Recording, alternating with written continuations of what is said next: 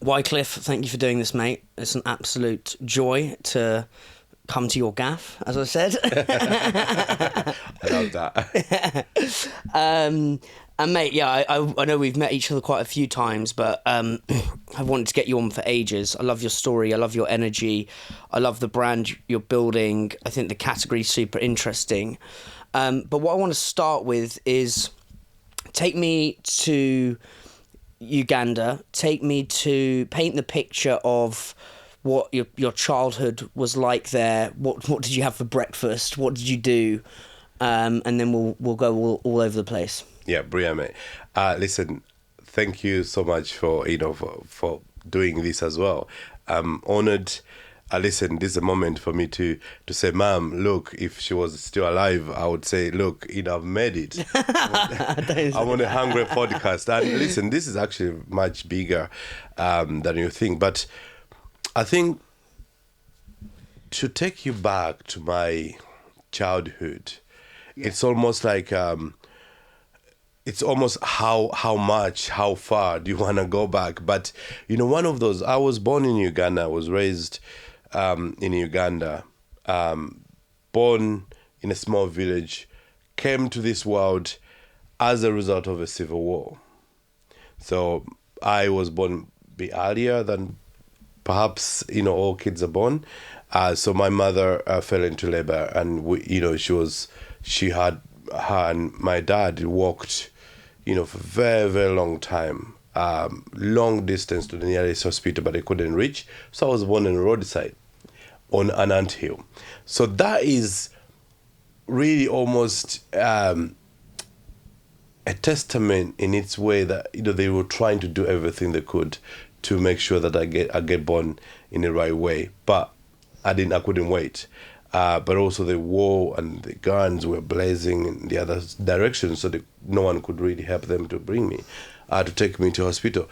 But because of that, it meant that my early childhood was fraught with sickness. I was very ill. So I got anywhere on my body injections. But also that meant two things. It meant that I became, almost like so excited whenever I wasn't sick.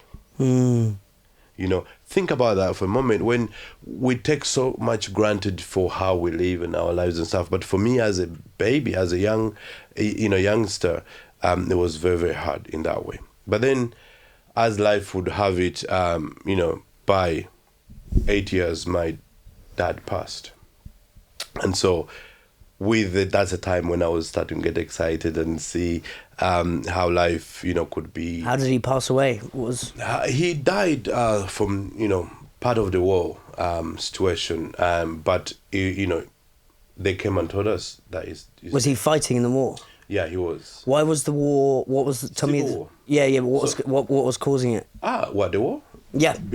The current government wanted to come into power. Right. But also, most importantly, for him, it was more of the cause of the war rather than rather than the war itself. So when they came back and told us, "Oh, he's passed," that shattered and killed us. So my father's death, in a way, it wasn't so much that's it killed us too. My mother stopped talking. So in the moment, for the whole year, my mother didn't speak. And so that's what I was 8. And you can imagine culturally, now as a boy, you are taking over, you are responsible. So for me, I never had it. When people say about childhood, I never had a childhood, because at 8 years old, then I had to think, I saw my mom is now not talking, but then what do? We need food. I really wanted to go to school, but now I knew for sure, however poor we were, that we're even going to be even more poorer. So I went into coffee, and I went and asked 5 people. You're 8 years old at this point. 8 years old at this point. And so I asked him, several 5 people if I can pick coffee.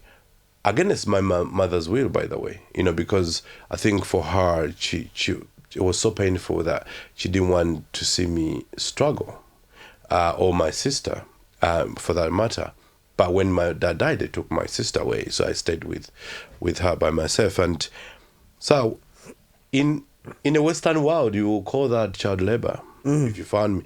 But then that's where I have a problem with those kind of non-contextual, conversations, because if it wasn't coffee, I wouldn't be here.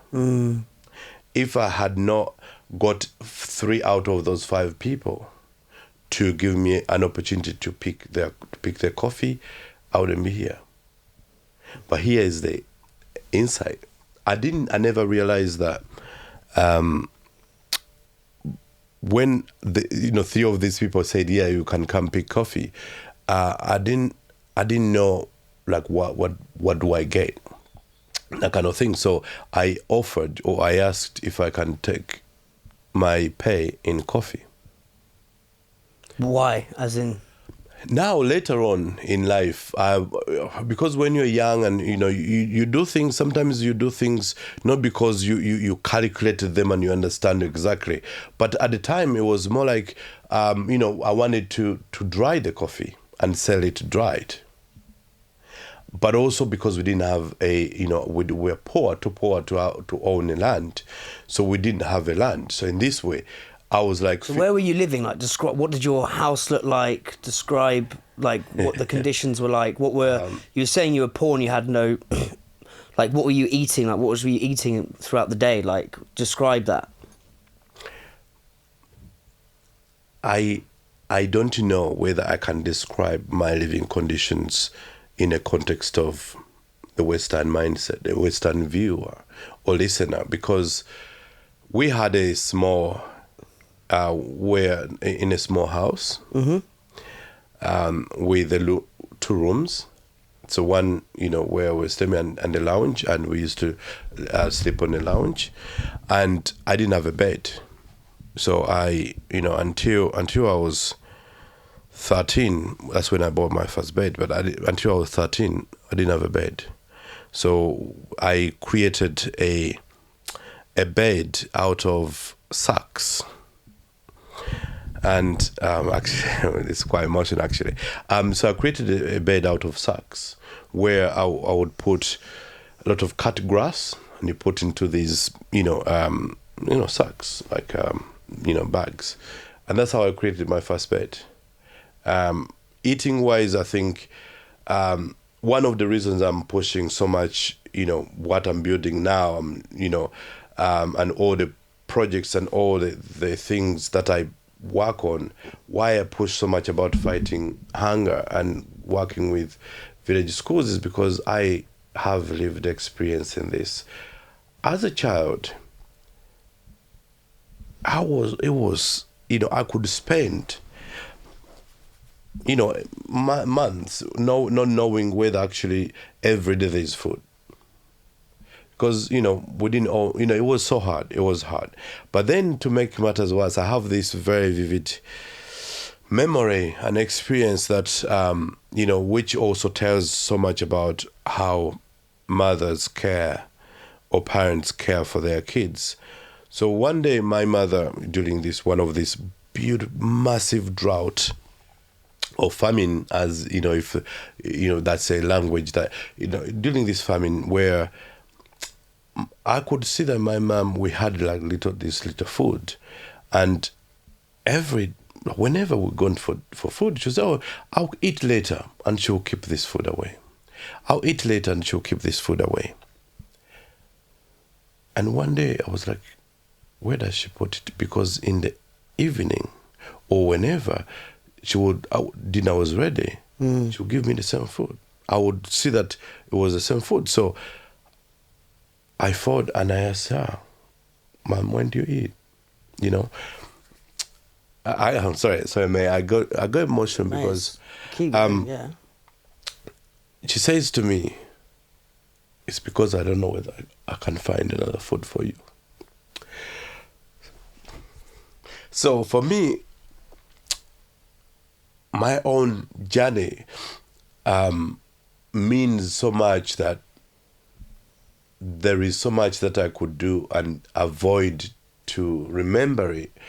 And I have an opportunity to actually not remember it if I choose, or not to talk about it, because some of those experiences were super hard. Seeing your own mother, or realizing that your own mother hasn't eaten for a few days because she wants you to eat, is hard. Really super hard. So it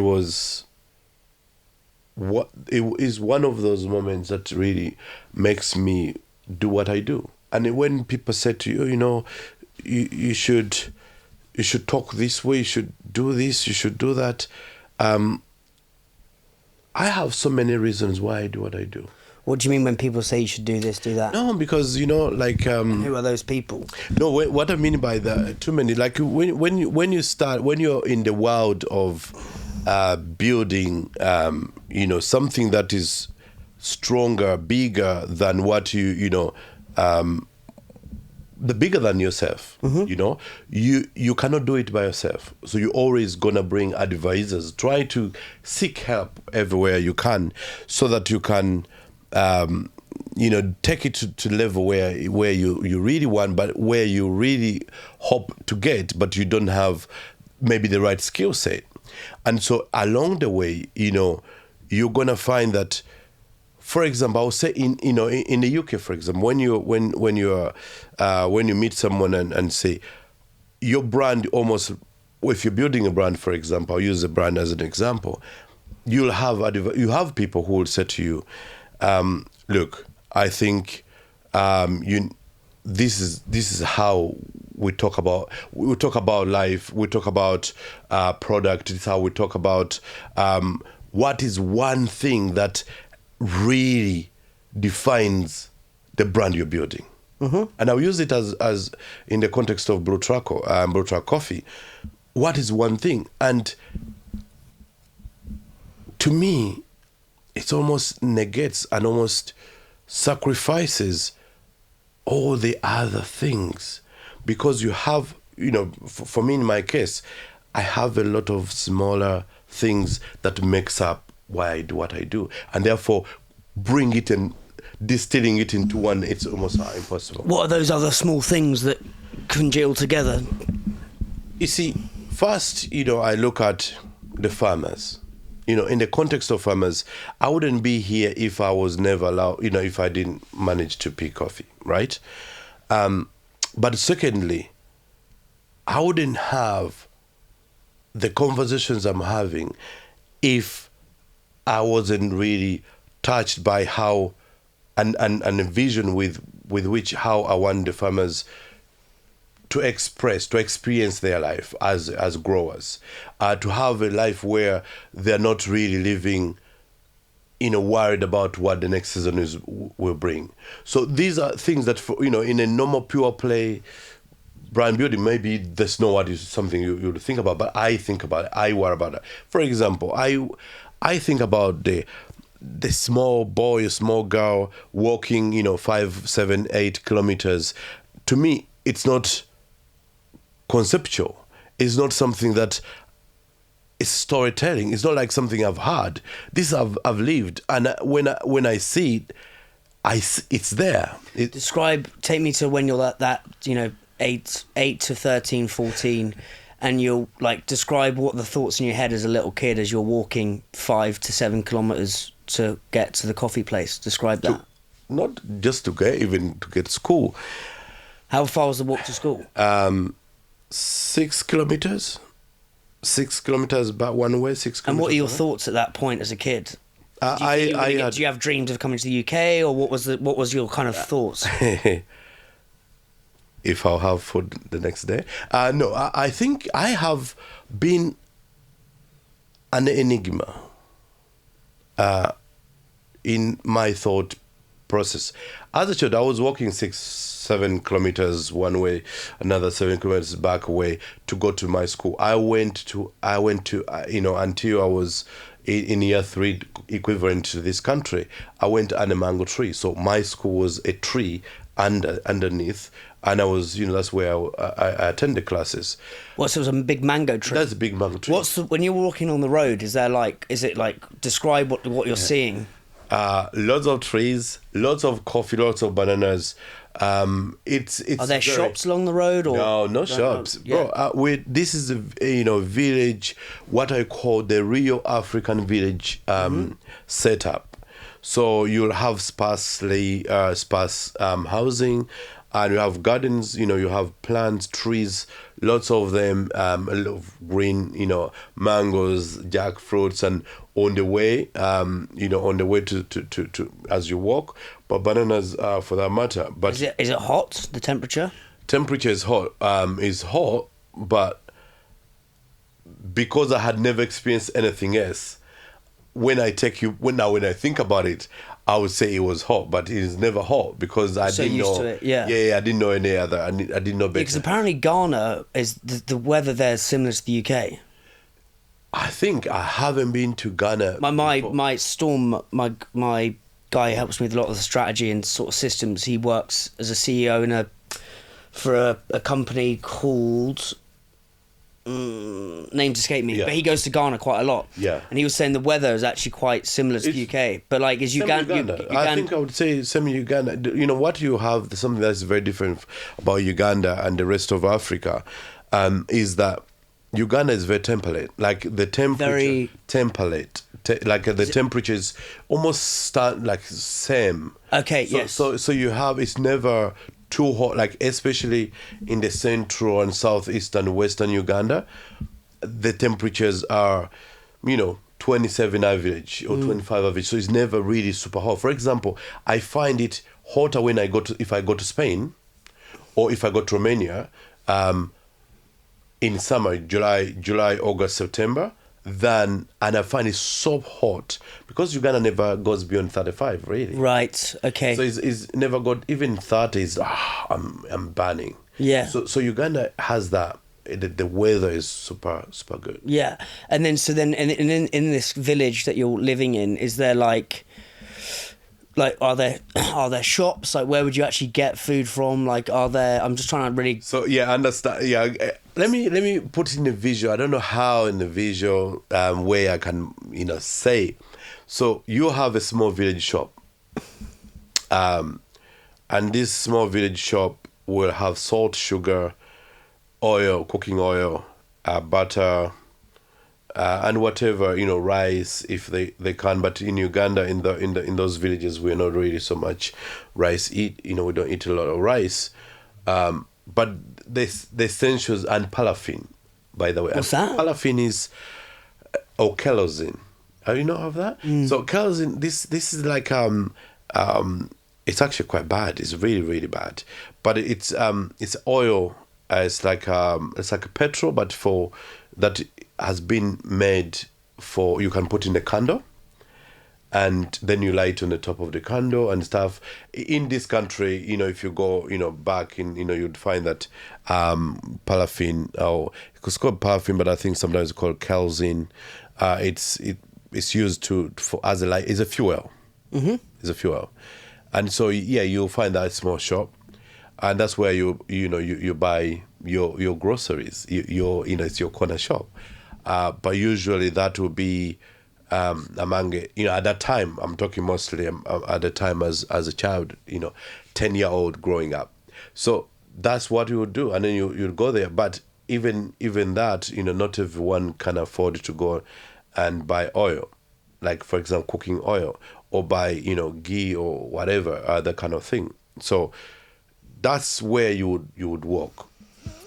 Sparsely populated, like you have houses after houses, but there's a communal feel. For example, in my village, if I went to the street and I misbehaved, someone else who finds me can punish me.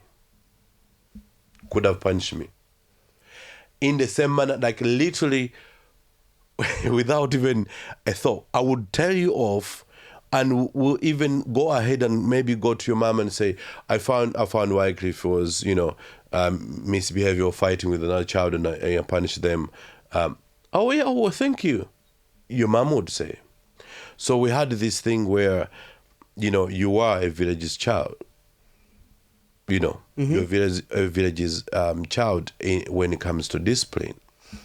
And that is a very important thing. But all that, kind of exposed, I changed a little bit of how I was, looking at it when my mom died, because that is a moment where it was one of those chapters in my life, a moment that transformed me into me.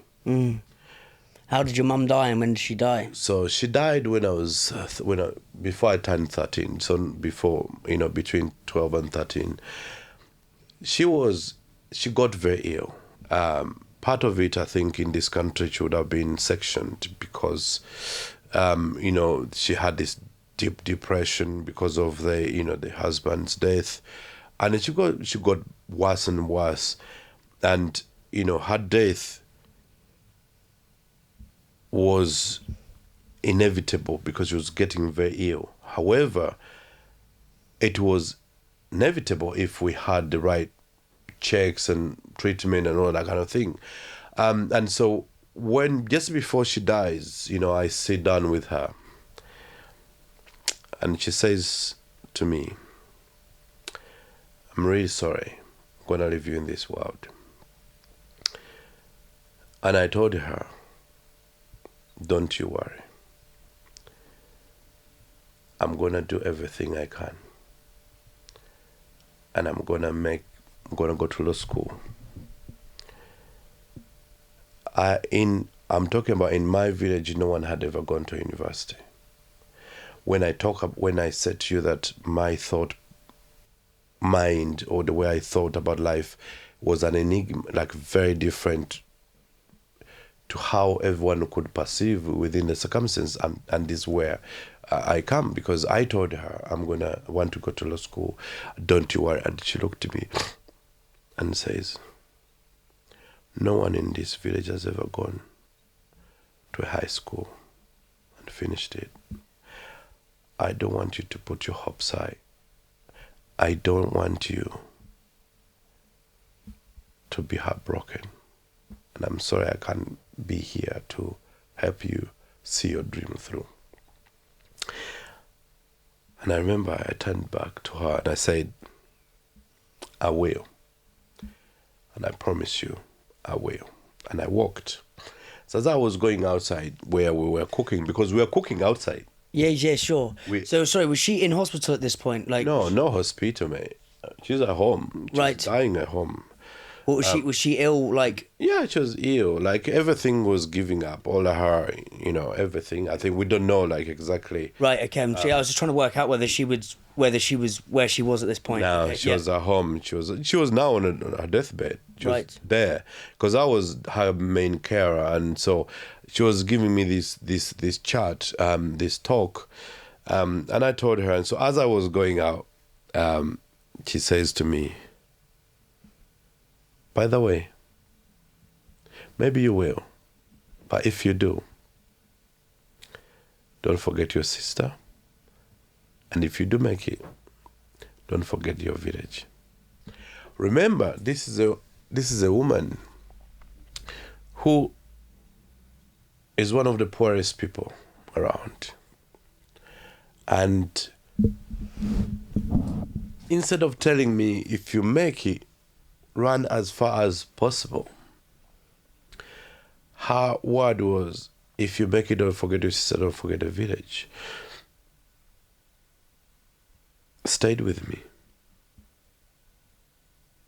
Stayed with me in a more powerful way. And whenever I do what I do, I ask myself, how is what I'm doing, how can it elevate, how can it help release a ladder to create something to these to the same communities that I grew up. And so that's one of the underlying thing. And I said to her, I will. And then I went, I want to read it, paraphrase, to tell you this, because I think it's very interesting. And so when I came back, I thought, thinking, but will I ever? Because no one in the village had ever gone to finish high school, leave alone.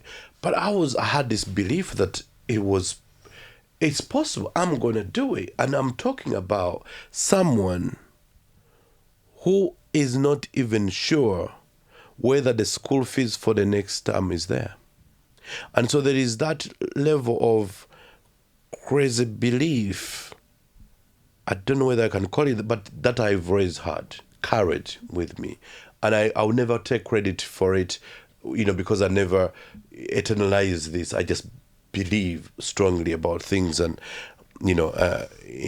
deeply. And then when she died, then after that conversation, it didn't take long. And this last conversation I had with her was even more poignant. And after I got to cook, so I went to cook the food. We were cooking outside, so we have almost like you see like how you have the stove with three things. So we have the stones. So we have stones in the ground. It's open fire. So I was cooking there, and I said to her, "Mom, let me go cook," and I come. So I was there, with open fire cooking. It takes a long time and stuff. So, maybe I was there about 45 minutes, 1 hour. I came to tell my mom that, food is ready. It's not long now. Food is going to be ready. And when I came back, she had gone.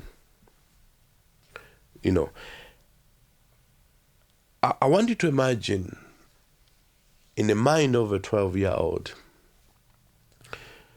whose hope now is extinguished because my father was pretty much a huge thing for me, and he was gone. And I had, developed this, system in me to try to say, sorry. It's all good. And I was blocked, so I had this thing in me, you know what? Let's build on it. Let's, get your mom is here and stuff. So I built all my thing, and now she's gone. But to make matters worse, her death spoke to me differently. I didn't cry. I didn't cry because I wasn't hurt. I didn't cry because I was so hurt. And I think... Hard or hurt? Hurt. Hurt? Hurt. Yeah. I was too heartbroken, too confused. I went outside and called neighbors, who came, and they confirmed she's dead. And... death brings people together in these villages like anything else. But while everyone was mourning the death of my mom, I was both mourning our death together. Because now, imagine, my question to myself was, where am I going to go? What exactly am I going to do? What next? And that answer came a day later after the burial of my mother, when the meeting was called. And the chairman of the meeting, an elderly, one of the relatives, brought other elderly, my mother's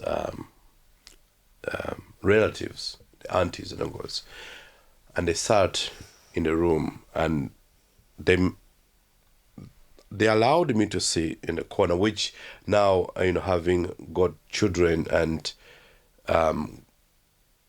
looking in hindsight, it was the worst thing to do. And so the question of the person leading this thing was, who in here wants to take Wycliffe? And the question was asked, about 9 people in this room. And no one put up the hand for the first time. He rephrased this question. I'm in the corner. Everyone thinking I'm seeing them. I was so deep in my own mind. But more so, I was reliving a statement my mom made before she dies. She died and she said, I live in this world and no one will help you but God.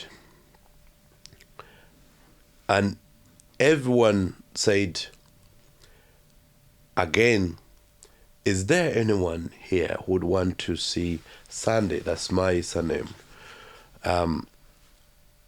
to have him? Then no one put the hand up. So there is nothing in life that is as profound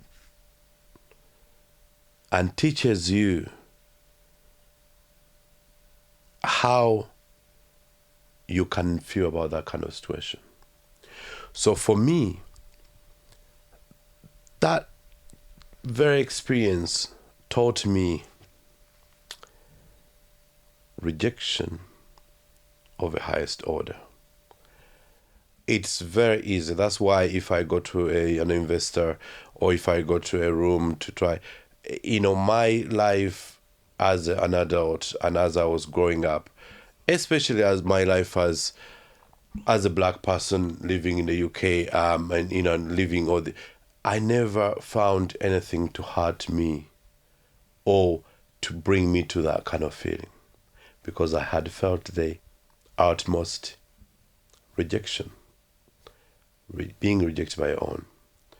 So I want you to just think, at that moment, I'm looking through everyone. I start scanning, really rapidly scanning the room. For what reason I was allowed in that room, I don't know. But that's a room that I should never, ever allow a 12-year-old, a child, to go in that room. But it taught me something very important. That rejection can build you if you allow to pick a lesson from there and almost reframe it. My sister never recovered from the experiences we had as children. Even now, she's as bitter as anything. But I looked at that experience, and every single person who was in that room, I don't hold a grudge on any of them. Because if it had not been, it's a hard way to learn life, but it prepared me for a life that I never realized that being rejected will create such a resilience in me that will be something that I will live life with forever. Yeah, it's an amazing story and, painfully sad as well. But I think, so what happens after you leave that room? Like, how do you develop the high... Because resilience and high agency are something that I feel like you kind of just... Naturally have? Like, yeah, it feels like it's in your marrow. Do you know what I mean? Yeah. But what happens to that point? So you leave that room. I leave that room.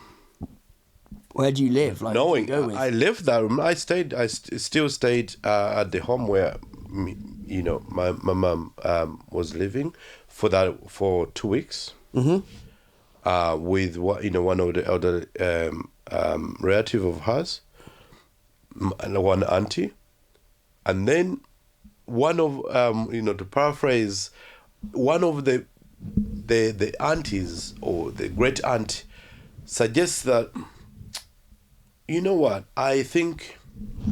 Check these cameras, keep going, yeah. I think I can take Wycliffe to my ex-husband. An ex-husband was 83-year-old great uncle of, ex-husband of hers, was 83. And here I am now. I am moving in to become yet again a carer for now my great uncle. So I live with him.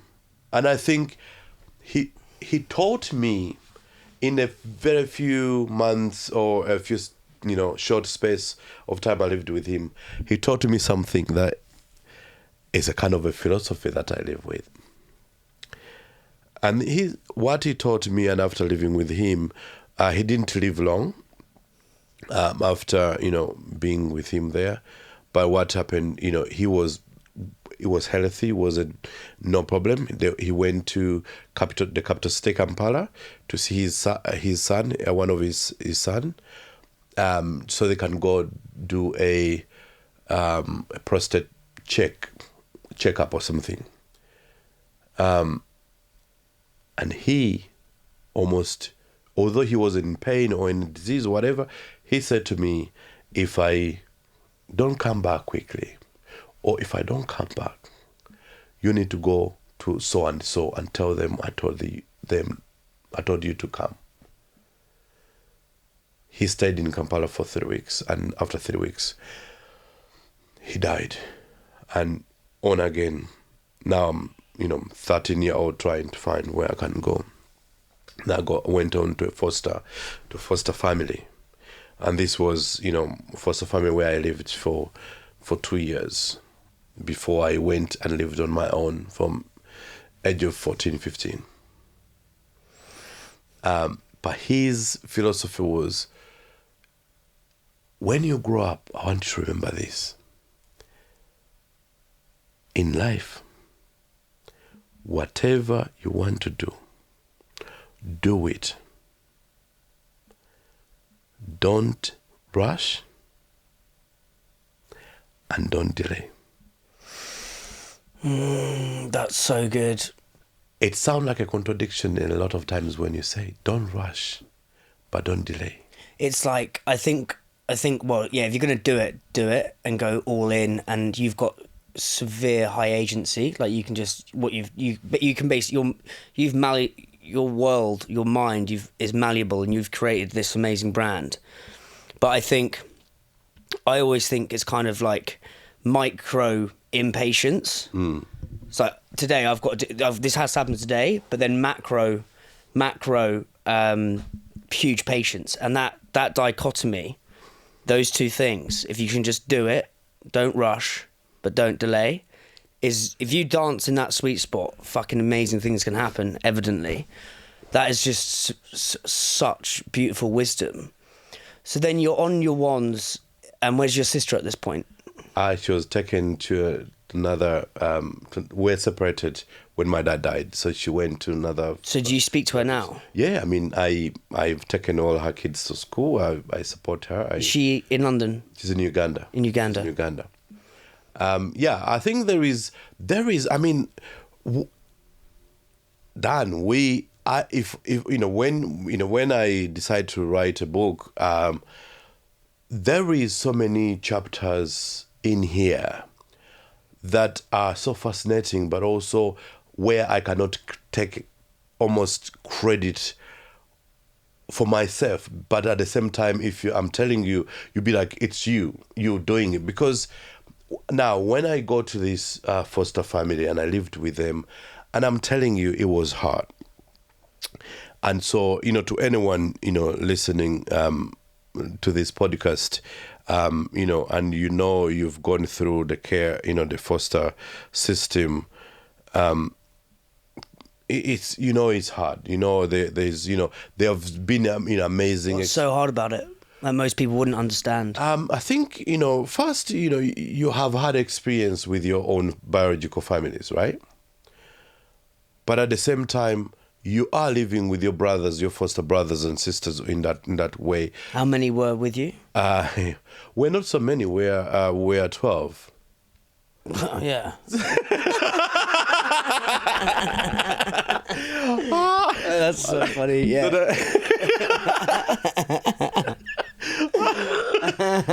It is when I put it. Come on, when you have that reaction, you make it fun a bit. More than that, but I will tell you one thing I really admired and how that foster situation experience. The foster father is one person that almost took me, taught me about life in a very different way. So the great grandfather, the great uncle I lived with, taught me about life and this philosophy I was telling you, but also taught me about love in a very deeper way, of which if they I can talk about that next tell me about that. What did he tell you about love? But love. So he had separated. So the auntie who suggested, the great auntie that suggested I come to live with him, they had separated, and they had not lived together for 5 years. But although they had separated, he had this incredible love for her that I cannot describe it. And this is how he put it to me. We separated, yes, because of circumstances. But once you love, you will always love. My love for her was not because of her being in my house and bearing my kids. And when you grow and the time comes and you find someone and you've truly loved them, it doesn't matter. Even when you're not together, you should love them still. And he is a man, although for those 5 years or whatever, many years they had not been together. And when I came to his life, he could talk about her. So she would. I mean, circumstances happened that, they couldn't live together anymore. But he loved her deeply. And he was able to almost taught me about, going almost beyond the intimacy, the being I'm seeing you or that kind of thing. You called me this. Is a man who once a month he would send me to take bread. To her. Mm-hmm. And I asked him, because I'm a questioner. I'm a questioner. I'm a disaster child to have, because I was asking. So I asked him, WyWy. His name was WyWy. Yekuyas. His name's actually WyWy. No, that's short.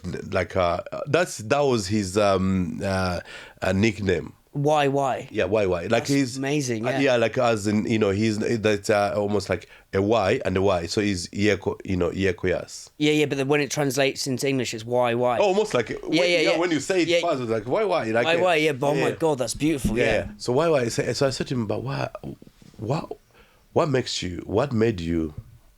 This is a man from traditional African Ugandan cultural heritage, so which meant he was polygamous by culture. So he had 12 kids or 13 kids. Busy boy. Yeah, he was a busy boy. Yeah, he's talk about it. But he had this thing where you could tell. He could tell you all his like his his wives. So wives he had in a very deeper way that I swear to God I don't know whether I can truly sit there, and if I had multiple wives, whatever, like, whether I can really share as deeply his life commitment to these wives as he did. And so that's what I was sharing about how he taught me about love. But then his son, where he became my foster family, so the 83-year-old was the father of my foster family. Okay, I'm with you. Yeah. Okay, so then the foster family you go to is his son. Yeah, his son. So that's why I said, when if I don't come back, you come, you go there. And he'd passed away? No, he's there. He's still there. He's actually, he is still there. And now every time when I go, no, but because the guy didn't come back. WyWy died. WyWy died, and that's why you went. So because he was away for 3 weeks, he passed away. He passed away, and he said to me, but almost he knew. But of course, he wasn't in pain. He wasn't sick, because he said to me, "What is it? Do it. Always rush." No, what is it? Do it. If you when you grow, whatever you do, yes, don't rush, but don't delay. Yes, so good. Don't rush, but don't delay. Okay, then you go back. You go to his son's. To his son, and his son, they welcomed me. His son had 10 kids of his own. No, 12 kids of his own. Incredible, hard-working man. What did he do? He was an insurance broker. Are you in the village at this point?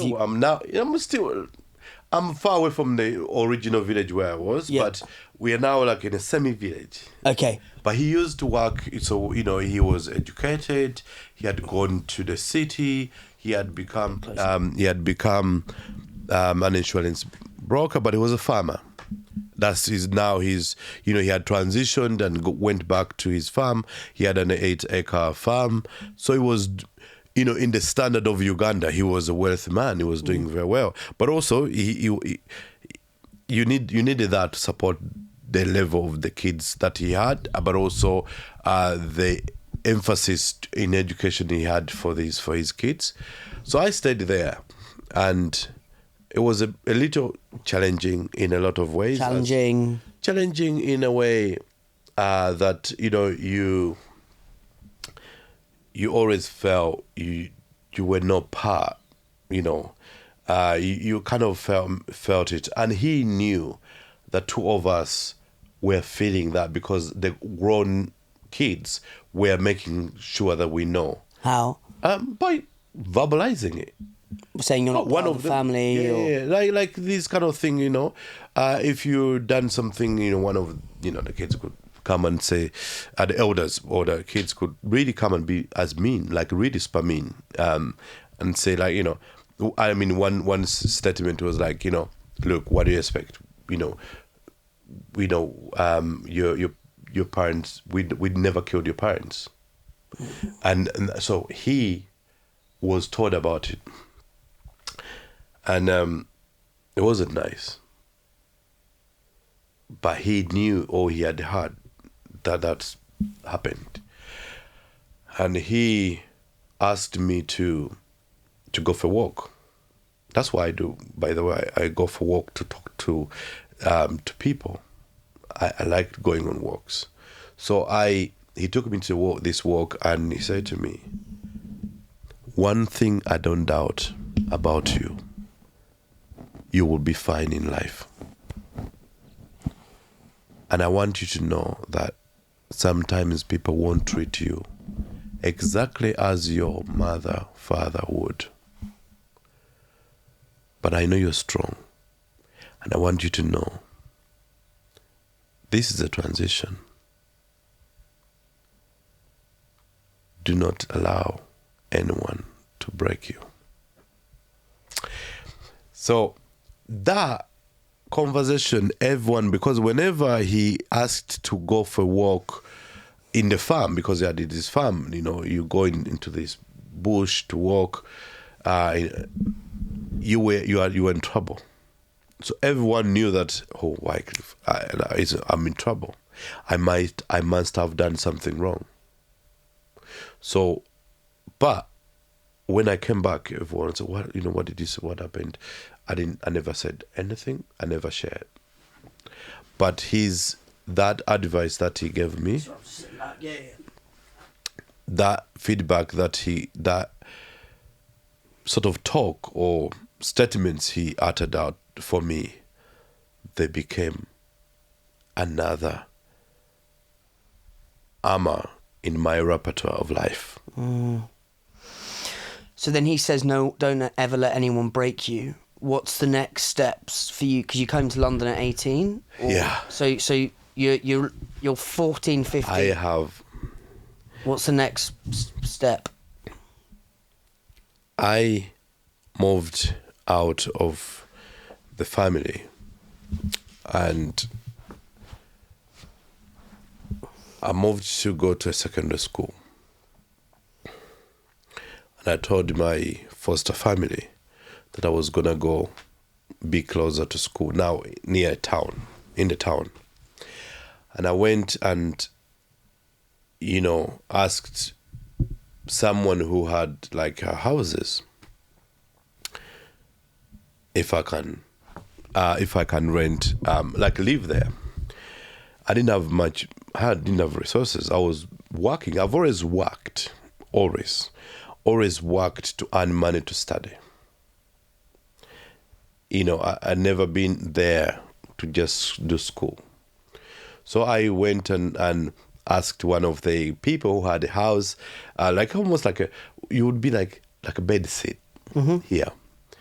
And I observed that all these renters had to fetch water. They were fetching water from a distance. And I didn't have money. So I said to the landlord, would it be possible for me to fetch water for these people? And when they pay me... How far was the water? Our water was 1.5 kilometers. Where was that? That's well. A well. It's a well, like a underground well. And so it's 1 kilometer or so. And more than 1 kilometer, but some around there. Anyway, I asked this guy, and this guy says, because you shouldn't, where are your parents at this time? Of course, I told him where my parents got. I was very private about the death of my parents because it was a laughing, I became very sensitive about it because it became like an identity thing. Oh, you are an orphan. Oh my God, so I really didn't talk about it. So I said, yeah, they're not here then, So he said, yeah, I went to each of these renters and I went in the same area where there's other kids. And I asked the renters to buy jelly cans. What, sorry? Jelly cans, jelly cans? Yeah. Cans. Yeah. And I told these renters if they, whatever, will bring water every day, wherever they want. And I figured that actually I could bring, get other young people like me to come and bring this water. So it becomes, and I give them some of the money and I take some of the money. But also that meant I could go to school. Also meant I could bring all, almost fulfill the orders of these water orders faster in very unprecedented manner. So I got another 3 boys who became, my, support. So I'll say, okay, it's 100 shillings. Started a business then, basically. Yeah, without, I don't think I, ever look at that as a business. But if this hour, I said, okay, the jerry can is 100 shillings. You bring a jerry can, I give you 50 shillings. How about that? And if and they go, oh, yeah, I'll be good. We're going to make some money. But then for the first time, these kids, these people, I never really thought about doing this. Like, so now all of a sudden, I'm getting my rent paid.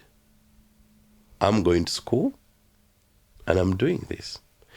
And I done that for until I was like in year 9, year 8. Year 8, year 8, year What's 9. What's that? Year 8 is we call it's like we use the Yeah, but how old do you be in O-level. year 8?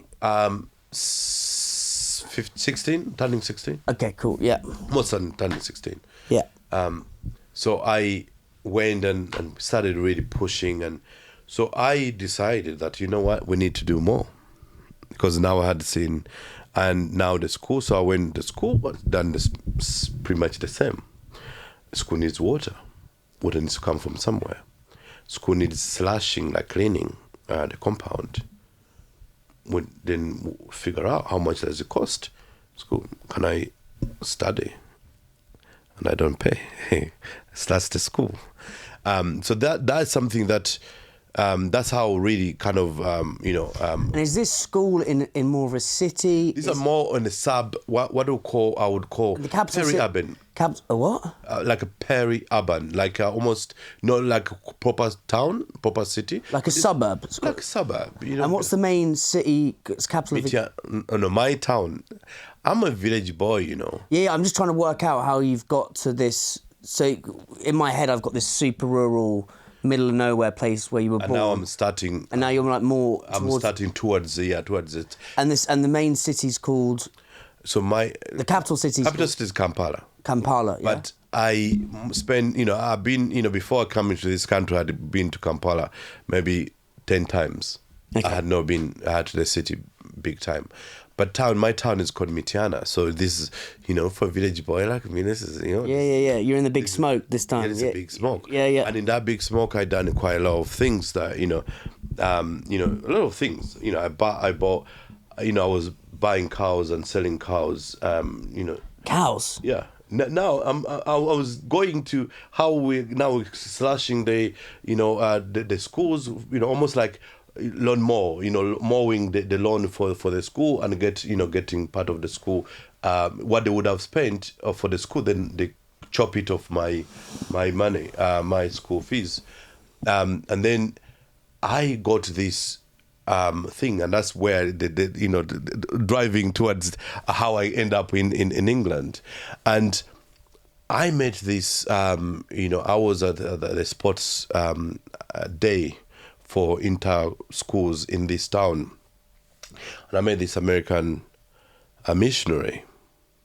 What's a missionary? A missionary, like a mission, Christian missionary. Yeah. Like a Baptist Christian missionary who had come in Uganda to work with the churches. Mm-hmm. And I met him, and What was his name? His name was Don. Don. Don, yeah. Don. Oh my god, this story's fucking wild. You got WyWy and Don. Mate, you can't even write this. Actually, it's a shout out to Don Cribs. He's Don Cribs. Yeah. That's such a G name, mate. That's such a G name. He's WyWy and Don Cribs. This is so Superman. But Yeah. Don, And what did he look like? he was white Texan. He was Texan. Tall, short. No, not medium. You're high, probably. So a half pint.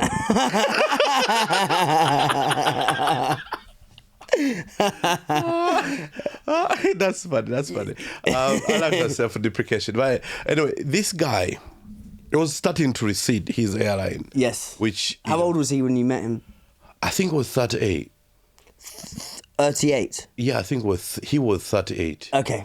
He was young. He was, Yeah, I'm just trying to get, but he was super Texan. In his accent and stuff. Well, hey, y'all, like that. Yeah, they were super Texan in his family. So anyway, I meet him at this thing, and he was standing there by himself. And, I asked him, and I said, well, because no one was talking to the geezer, no one was talking to the guy. Yeah. So my natural way in this town, when I moved to this town, I felt like an outsider. And I almost paid attention so much to everyone who sounded not from that town. So I always wanted to find what their story. Why are they there? Is there any way I can help? And that will link up. This will link up to how I end up coming. And then then Don, Don Cribs, I meet him and we, I said to him, hey, how are you doing? And he finds me quite interesting because I told him my name is Wycliffe, and he goes, what? Wycliffe? I said, yeah. Do you know Wycliffe is a Bible translator in my country? And I said, no, I didn't know. Sorry, Wycliffe's Bible Yeah, so Wycliffe, here you have Wycliffe of Dover, right? Or have the Wycliffe, the detective. Wycliffe of Dover. You don't know? I was thinking, fucking hell, where's he going with this? I was like, there's some links, but linking your name to the Wycliffes of fucking Dover, son. Oh, that's God. jokes. No, it's bad. Yeah, so what does Wycliffe mean in Texas then? No. It's a Bible translation society. So this guy by Wycliffe translated Bible, John Wycliffe. But that's actually part of how I'm Wycliffe, because my grandfather was John, and he wanted really to be, and then when, I called his son John, my father, and I called me Wycliffe. Anyway, that's the Bible connection. And actually, I didn't know that story about the Bible translator and all this kind of thing. And that is a big thing in America, was like a bigger thing. So anyway, I'm fascinated. I said, why do you come? Why are you coming here to do? What do you do? And he tells me that I'm a missionary. I came here to help with the Baptist church, about Baptist churches, and start, church plants. I said, it's interesting. And he says to me, what are you doing this afternoon? I say, nothing. What do you want? Like what, I say, I would like to invite you back to my house. I would love to show you to my wife, because this sounds very, spiritual. Because he said, we prayed before we came, we could find someone who can understand us and really help us. And when I went home, and they said, but you understand us without question, you don't even say, huh? What do you say? Somehow, I never had problems with accents. So I was like... You were speaking English at this point? Yeah. How did you learn English? Through school? Or? No, bro. Through school? No, I have been fascinated by they learning, and, even at my lowest... Well, just to give some context for listeners, we walked into Wycliffe's house today, and I'm thinking, fucking hell, he starts speaking Romanian. It's absolutely insane, mate. Yeah, it is. So as a child, because we didn't have so much, so if I came so people coming from the city, visiting my village, so although we are very poor, doesn't mean that my village was very poor. So these have members of the villages that had, families in the city, and whenever they will come back in a holiday. So the kids are sent in a holiday in the villages to stay with the grandparents and stuff, to experience the village life and this kind of thing. And whenever those kids will come, sometimes they'll come with magazines. I was a sucker for trying to read. I didn't speak English until I was 13. No, I didn't learn English until I was 13. How did you learn it? Just reading? Just reading. I don't think I know English yet. I don't think I am anywhere close to how I should be. But I learned it. I cannot really. But could you get access to films or radio? Like, how did you hear it? Like, I bought myself one. As in a young person who do. I bought myself a radio. What were you listening to on the radio? It's called BBC World Service. Yes, boy. And I had on something called VOA, it's Voice of America. And these are... So while everyone in the village or everyone in the town might have been tuning on to the latest, show, but even it's embarrassing for a young person of my age at the time listening to radio, by the way, yeah? But that's the best I could have. But I was very fascinated by what was happening beyond our borders, like beyond Uganda. I was wanting to always see, but what is it like? Like, what do they talk about? So majority of the English, I've never had a formal class of English. Wow. Even in secondary, when you are told, like, because they are, Uganda education system is, by standard, you should be learning English. But when you're in a village school, you don't really, not much. But even, what it should be, you don't get really formal English, education. Like when I see my kids, what they're learning and stuff, and I compare them to maybe it's almost the same standard of very high top school in Kampala, in the capital. That's where you could access that level of education in that kind of way. So, but I'm always, I was fascinated by education. I mean, you can... Yeah, I'm just looking at all your books behind, yeah. And you can see I have a variety of I don't have a fixed, I read. You have an eclectic read. Yes. Yeah. I read widely. Yes. I read widely. I've got that. The Hard Things About Hard Things. About Ben Horowitz. Yeah. Yeah, it's cool. I tried to read that, but it was too hard. but that's because it's a hard thing about hard things. It's a joke. Yeah, I've got that at home. I need to read that. It should. I mean, there's a lot of... I feel like your book's going to be fucking 10 times better than that, mate, with everything you've been through. Your book will fucking outsell that with everything you've gone through, mate. Yeah. So I think that's... So back to Don Cribbs. So Don Cribbs tells me something that transformed... Now, this is the next chapter in Wycliffe's story. Don Cribbs tells me, we have this idea. After the lunch, after, feeding me and stuff, and I said to him, I told him, look, I go to school, but listen, I feel you are my responsibility in here. Mm-hmm. I don't know why I say that, because why would he be my responsibility? I never brought the money from wherever he was, but I felt deeply that I had a responsibility to him, to these people who were foreign in the town or not from the town. I always wanted to help. So I said to him, look, if you ever need help, I'm here. I didn't have a mobile at the time. I said to him, look. What year was this, roughly? We're talking 2002. Okay, cool. Yeah. So I tell him, look, this is what I can do. And he tells me, would you like to be our teacher and translator? Wycliffe Bible translators in America. So now I've been asked to be this missionary translator for what they do, going to the villages, going to this. So, and also become our teacher, Luganda teacher. Yeah, keep going. So I started teaching. These guys the local language, which is Luganda. I don't have a degree in teaching, but these are his words. What is fascinating about you, Wycliffe, is because we had a professor of linguistics at the university in Kampala, where by obligation we have to spend 6 months learning the language, but we have learned more.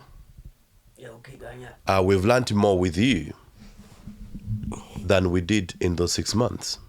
So I start getting paid. Guess how much money? I think $200 a month.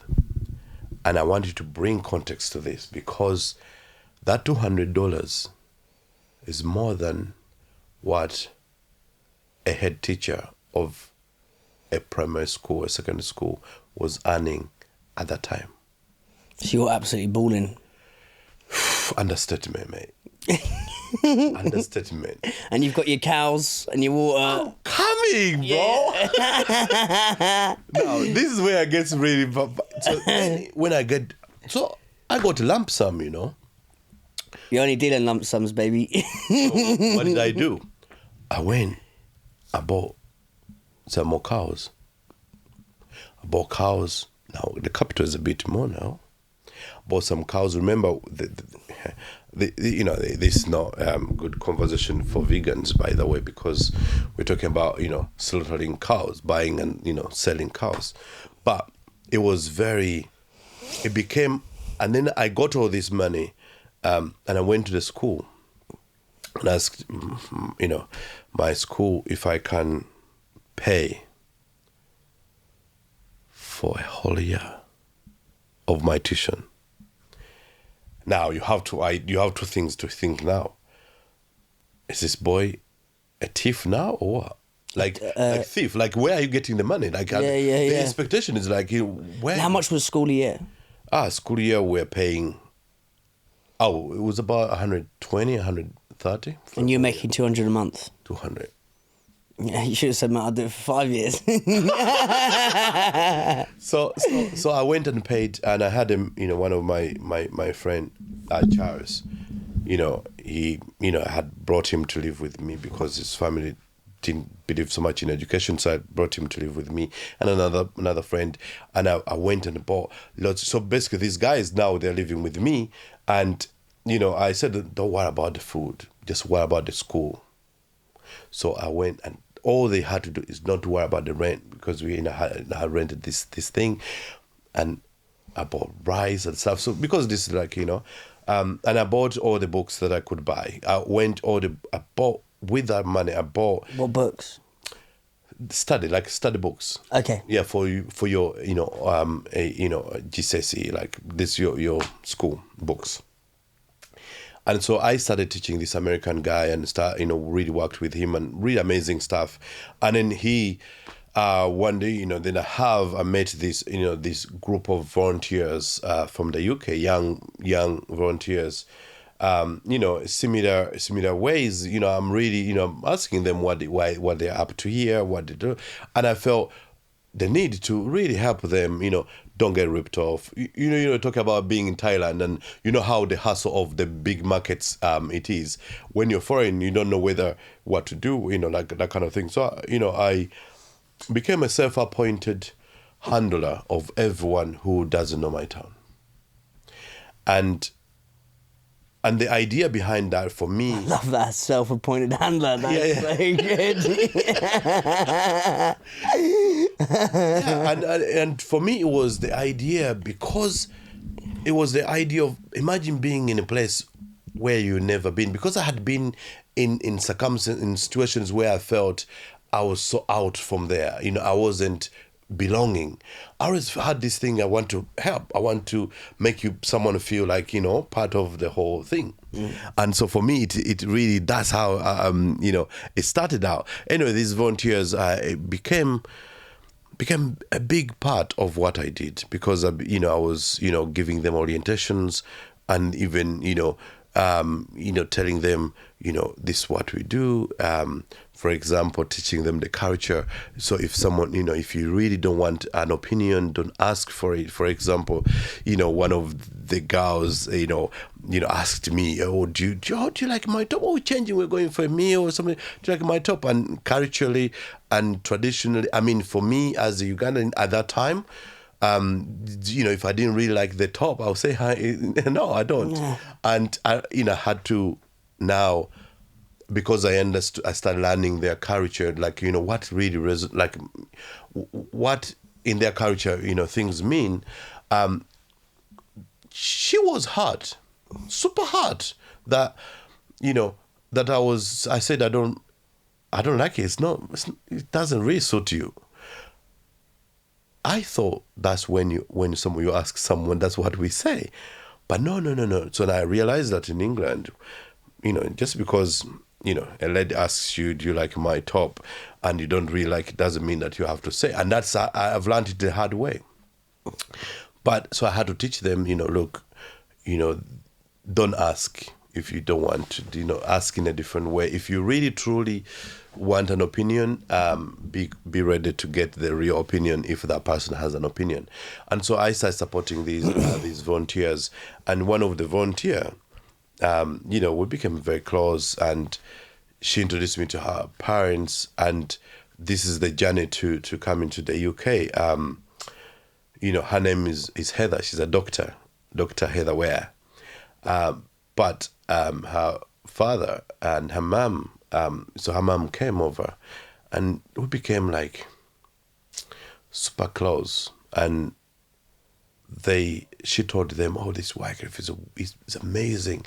He's helped us so much. No expectation," because I never had no expectation. So it was like, So when she came back, she was up in, talking to her. He's super amazing, and he told us he's planning to go study law and stuff, and so.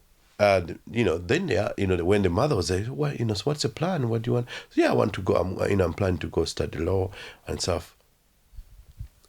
That conversation never, it never really, for me, I was like, thought we were having conversation. And so when she came back and, they sat down, I think,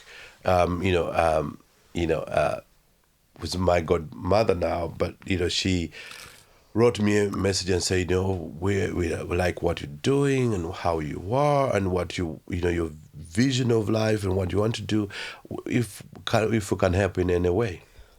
And if we can help in any way, for me, it meant, I said, this is what I want to do. I want to study law, want to go to law school, become a lawyer. And the reason for becoming a lawyer for me at the time were more personal than I wanted, because I had heard that prosecutors and lawyers, they're the ones who can bring a case and help, because my dad had died in mysterious circumstances. I never forgave. What were the mysterious circumstances? We just died. They said, Was he fighting? Yeah, it was short. Friendly, friendly fire or whatever. Yeah. But, it was short. So it was. I always felt. I needed to. It's sort of justice. Yeah. That's why I thought. Sure. That's why I thought, and that's why it really drove me so deep into law and. Because I don't know when I went really deep. Anyway, this family really asked me a question. We have, I think at the time was £3,000 for your education, so you can go and fulfill your future dream. And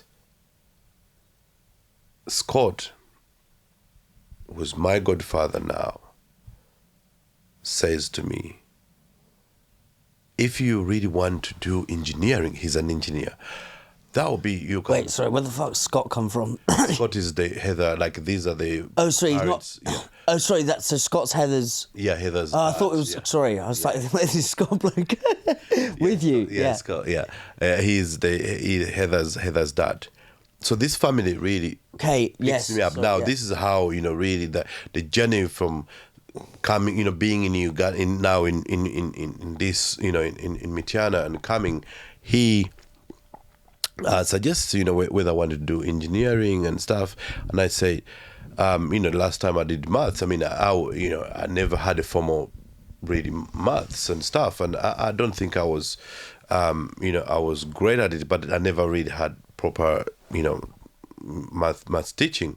Anyway, I said, no, I think I want to do law and stuff. And I said, oh yeah, if you get the grades, you can go to, but this is how much we have. What do you want to do? And I said I wanted to come here to do that degree here and hopefully become a lawyer. And that's how, and then they said, oh, but we don't have a lot of money. What are you going to do? So we had to apply for bursaries, grants and stuff like that, but also work part-time to find the other gap that they can do. But that money, that if I stayed in Uganda with that money, I would have been a don. Not the crib, but... Oh, that's so good. Yeah, because the crib's the gangs, isn't it? Yeah. The Cribs is the name. So the Don, and then the Cribs is the name of a gang in LA. Yeah. That's such another but weird. Those are Crips. I think they're cribs. Crips. Yeah, I think they're cribs. Or is he cribs or crips? Cribs. Cribs. Sorry. Yeah, I think they are cribs, and then this is cribs. Crips is the gang in LA. Yeah, Crip. yeah, With a P. With a P, I think. Yeah. Oh well. Anyway, One so is, walking. Yeah. so you're no longer a don, but So mate, I'm loving this. I need to go to the toilet. We'll have a little half time, and then we'll come back in. No worries. If you're a challenger brand that's absolutely killing it in D2C, but you're struggling to crack retail, then you've got to listen to this. Maybe you've got an Ocado listing, maybe you've got a Whole Foods listing, maybe you're absolutely killing it in Selfridges, maybe you're absolutely killing it in your farm shop and your indies. But my friends, making the leap, crossing El Chasm, crossing El Rubicon to grocery retail is not easy. It's the Champions League of FMCG. It's super hard. It means playing at a higher level, and that's where so many amazing brands sadly stumble. Look, retailers want stories backed by data, not dreams, and a pretty pitch deck. And let's be real, supermarkets are not just going to magically make a space for you and your little brand. They need data. Something's got to go for you to get in, for you to get on shelf. And that is why I've got to tell you about North Star. They are the team that's helping purpose-led FMCG brands go from gut instinct dreams to unstoppable pitch decks that actually unlock retailers.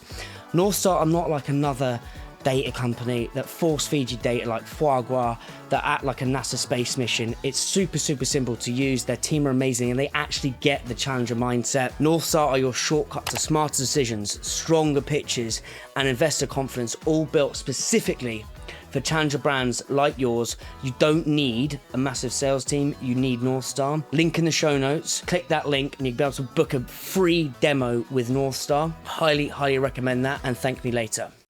When people say, for me, I have done, I would say,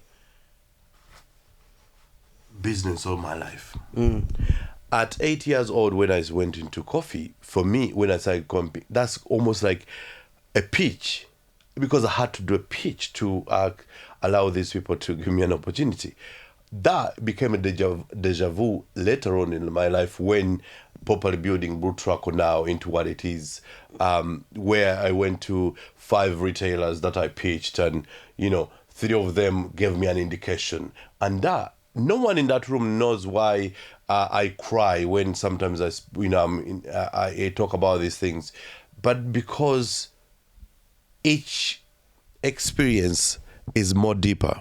Really, it's beyond what you see on the surface. For example, when these 3 retailers showed an interest in what I'm trying to do, I felt transported me back as an 8-year-old, asking 5 farmers, and 3 of them said, "Yeah, it's fine, we can come."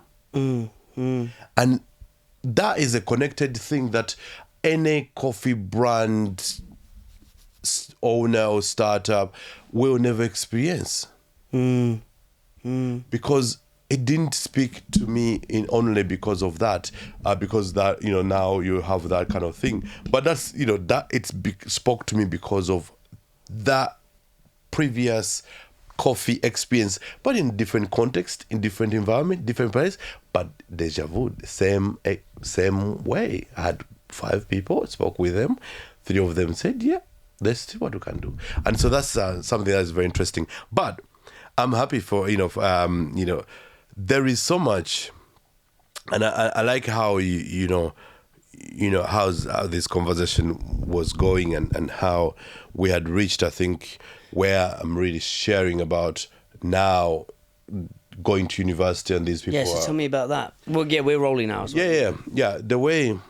Which uni did you go to? I went to University of London, here in London, and. I don't know whether you know what I studied. No. I studied something called law. So I studied law, and the reason I laugh is because all throughout my relationship with my wife, my girlfriend, who was my girlfriend at the time, and my wife now, when I came and told her that I don't want to pursue a career in law anymore, and I want to, concentrate on, Just push that down, yeah. On the things that I'm doing in Uganda, especially in the coffee, in coffee growing and stuff. and she said to me, she was, of course, as you know, with any well-meaning wife, or partner or girlfriend at the time. I'll open the door. She. Thank you so much. Cheers. Ooh, there you go. It may be too hot, bro. I've got lips of steel, mate. Yeah. But no sugar, no milk. No. Okay. No fucking around, mate. Okay. So she says to me, and this to out there to any of you who, anyone who has dreams and ambitions. Sometimes the first people you need to convince are the people that are closest to you, but also they are the hardest to convince. Anyway, I tell her, and she said to me, "Darling, are you sure?" And I said, "Yeah, I think." I feel like the more, I don't want to lose what I feel like is my calling, because the more I get deeper into the London lifestyle, in the corporate lifestyle, I feel like I'm losing something. And I really, truly don't see how the This path. is when you were at uni? Yeah, now I've finished uni, and this conversation is really kind of, finished uni. I really kind of took you through that very, very fast. But this is after uni. Yeah, and were you working at Nando's at this point? At this point, actually, this conversation now we're actually having, I was at Nestle. Mm-hmm. I've just finished uni. So after uni, I went to work for Nestle. I worked for Nestle. Doing? Legal, paralegal work, and this kind of work within the legal team, and you really look at documentations and stuff like that. What happened after that experience, and I come back and talk to my wife, and I said to her, I want to truly do things back on the ground, things that are going to be transformational for lives, for many lives. And one of those includes coffee growing. And this was her reaction.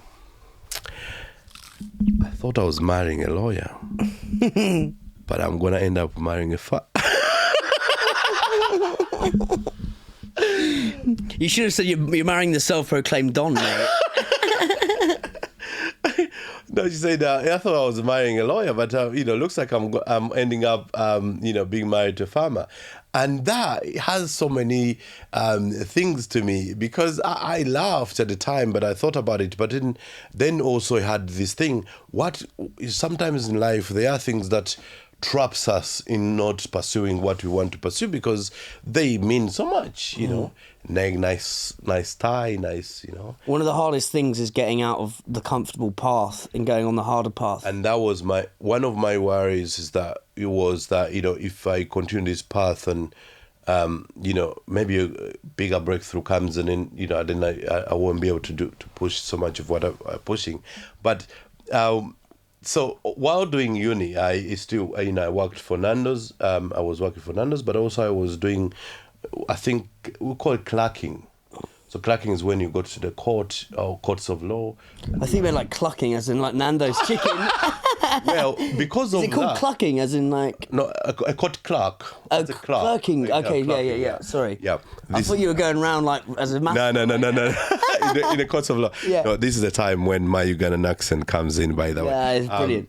But so I was doing, we call them paralegals. Yes, yeah. Paralegal. So I was doing that for a couple of firms that were paying me, because when you do that as an international student, it allows you to.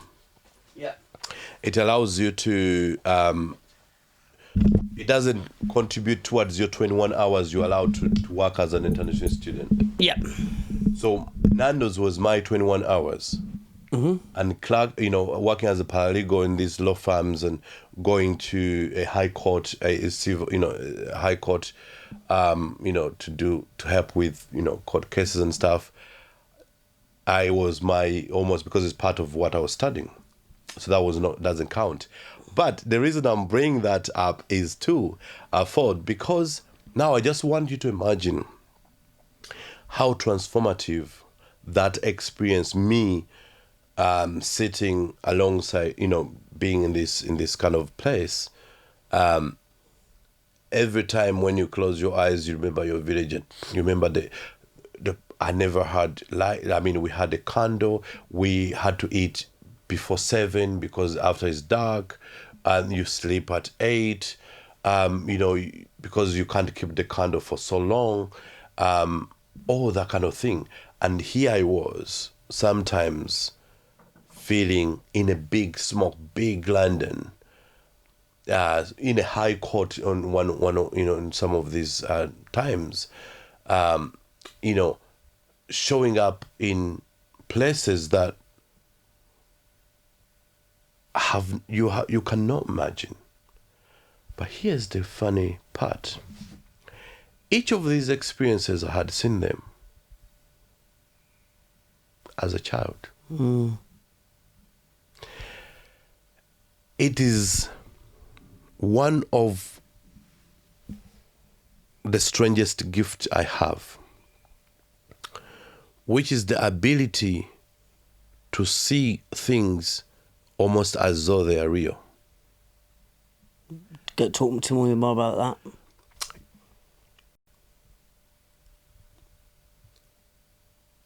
I had never been to London. I had never. If you found me, I would never say, my dream is to go to London. But I was imagining myself so much in these foreign lands, doing almost like in this position, like doing this kind of thing, not intentionally. But so if you asked me, even when I didn't have money for food, and you asked me what I would have told you, I'm gonna go to university. I have by the way, I don't have even money to buy shoes. I'm a man walking barefoot.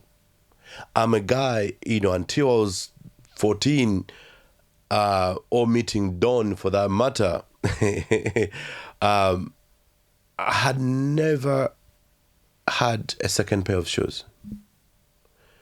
I had one trousers, one for going to school, and another one's for just living. But at the same time, you could have really met me, and you would have never known, because I've never been sad. I have been. If there's one thing that is for me, is reframing. I mean, even when using this word, I feel like, reframing.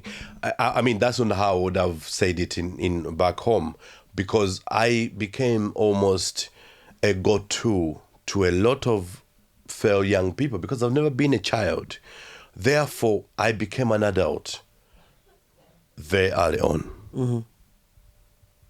So the problems of kids, I would see them from a prism of a parent. As a child.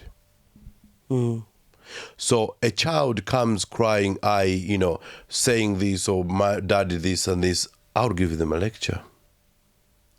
And how, if they done this, if they done, to go back and apologize, but knowing that this could, and a lot of then in all my secondary school and including university life, I was almost like a life coach. Yeah. And that gave me a lot of experiences and, lessons and connections and contacts, and in a way that it built me. My lack of being a child, or ever being a child, built me in a different way. In the words of my kids, these kids, they say, you're built different. And I think I was built different because part of, being in touch with that kind of side of thing, I reframed my suffering as person, whether I was in London or whether I was in Uganda, whether I was in a village, you will never find me sitting there crying and complaining, saying that, it's impossible, I'm dead. Or there are words that I actually have just learned to them in the last 5 years. For example, I have always looked at life as a no-limit life. Of course, after COVID and after a lot of things happening, and as I grow, I have found myself almost starting doubting sometimes. And this is a new phenomenon for me. And I think it's, if I'm not a psychologist or something, but it probably is a result of some, being surrounded by some of these things and, just start hearing so much. But I started being doubtful. Something that, what were your doubts? No, doubts like,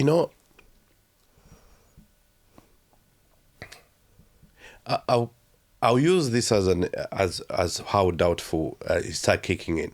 When I met my wife, I took her and we were dating and stuff, and I told her these are the things that before I'm 30, these are the things I want to do and stuff like that. Said, do you know the statistics shows that you can't buy a house in this country, below 30, like average age is 35. And I said to her, but I've never been in statistics, because by definition, being born in the middle of the war and being so sick and being born premature, statistically, I had a 27% chance of surviving. And therefore, if I only looked at statistics, then it won't do. And the reason I'm bringing that is I reframed, for example, so I took her to East Dulwich. So we're living now in Stratham, and I took her to East Dulwich, and I, told her. I mean, nowadays I've found this thing called, I've found something called manifestation, and like learning. But I thought this is a life, okay? And so I take her to Dulwich. I told her, I'm gonna buy, we'll buy a house, and before I'm 30 and stuff, this is what we're gonna do. And her reaction, which I think is a normal reaction, said, Wycliffe, you have no savings, you have nothing, you have no money. Like, what are you talking about? And I had never doubted that I'll be able to do that. And now I found myself in the last couple of years, or 3 years or so, where I think about, I know this is possible, and I know I can feel it. It's possible, but then I started feeling like, and I default and say, maybe they're right. Like if I spoke to some people, I said, no, I don't think this. I started to believe that self-talk. I mean, that's something that if I had those thoughts I've had in the last 3 years, or developed in the last 3 years, which now I'm really fighting to get rid of. Yeah, it's interesting. I wouldn't have been here. Yeah, because I doubt myself all the time, but I think if you just take action, it just eventually it fucks off, So it's like, well, I don't care what I'm feeling like I'm just going to keep doing it. Yeah. And if you just keep doing it, like eventually that voice will go. But I think it's when you start to listen to it, because you can't outthink your thoughts. No. That's, who did someone say? It's like, I think someone said, trying to outthink your thoughts, it was Chris Williamson, is like sniffing cocaine to get rid of a cocaine problem. Do you know what I mean? Like that, though. Yeah. And it's like you can't. I don't fight it. Yeah, but you, because I had this yesterday with the podcast we did, and I was like just doubting myself the whole time. I was like, this is going to go bad, and like this isn't any good. And also my inner critic is like, I'll listen back to something, I'll be like, that's fucking shit, that's shit. Like, and I've realised now that this thing is just this thing separate to me. I have to sort of say, hello mate, like welcome in, like mate, do you want a cup of tea? Yeah, right. And I'm just gonna keep going. And yeah, it's mad. Like you've got such high agency. Do you know what I mean? In terms of just like being able to make it happen. So I wouldn't ever let those doubts in. No. But I also sometimes think it keeps you You don't want to be so far this way. I think that's it. I think that's what I think this was more like I write. And what do you write? Everything. I mean, I have all thoughts and all these kind of things, and not reading, not even more in a journal, journaling or something. I get these crazy ideas. For example, I was thinking about this thing. This is in the middle of the night, mate, and it was more, actually doubt is not as critical as we want it to be. Like, it's not as fatal. Not as fatal as we think it is. Yes. And I was like, this is me talking to myself. Talking to why because I question. I'm a self-reflector. I ask myself, at what point did I develop this thinking? Why would that be? And this is me eternalizing it. And I said, I wanted to write. This was supposed to be going public, actually, like write a post. The doubt is not as fatal as actually, like self-doubt and doubt in its meaning is not as fatal as the credit we give it. Because within this doubt, we actually, when we wrestle back, we actually have a massive power that we gain from there. Because then if I was not sure and now I am, then what can really be? And that's something that for me is reflective, and I really want to say that I think sometimes reflective doubt is good because it allows you to bring yourself back in a questioning mode, because that niggling, questioning doubt you may have. For example, when you talk about, maybe it's not real, maybe it's not nice as that can make you to go, oh, maybe I need actually, let me bring this. It doubts shot. So if I'm going sometimes I go into a podcast and I'll be doubting myself. If it's sometimes like a guest that I'm just filled with imposter syndrome, and I'm like, who the fuck are you, mate, to be doing this interview? Like, how have you blagged this one, yeah? Yeah. And I'm just full of doubt. And I'm going over the stuff, and I'm like, but the more I think about it, is doubt sharpens the sword. Because it basically, what it does is it just like, so what you're doing is say my questions are a sword, the doubt's being like, is this the right question? And then fear sharpens the fucking sword, motherfucker, yeah? So you go in and I'm like, if I'm scared, I'm just like, this is going to make me like on it. Like, and actually I feel like Jimmy's from Jimmy's Iced Coffee said fear and excitement are the same thing. It's just how you frame it. So it's like, so if I'm like, I did a couple over the last month where I've been like walking in, like touching cloth, like, you know what I mean? And then like even yesterday before I recorded, I went downstairs and I was like, and also there was loads of people in the restaurant, which I'm not used to. I prefer it just like this. Yeah.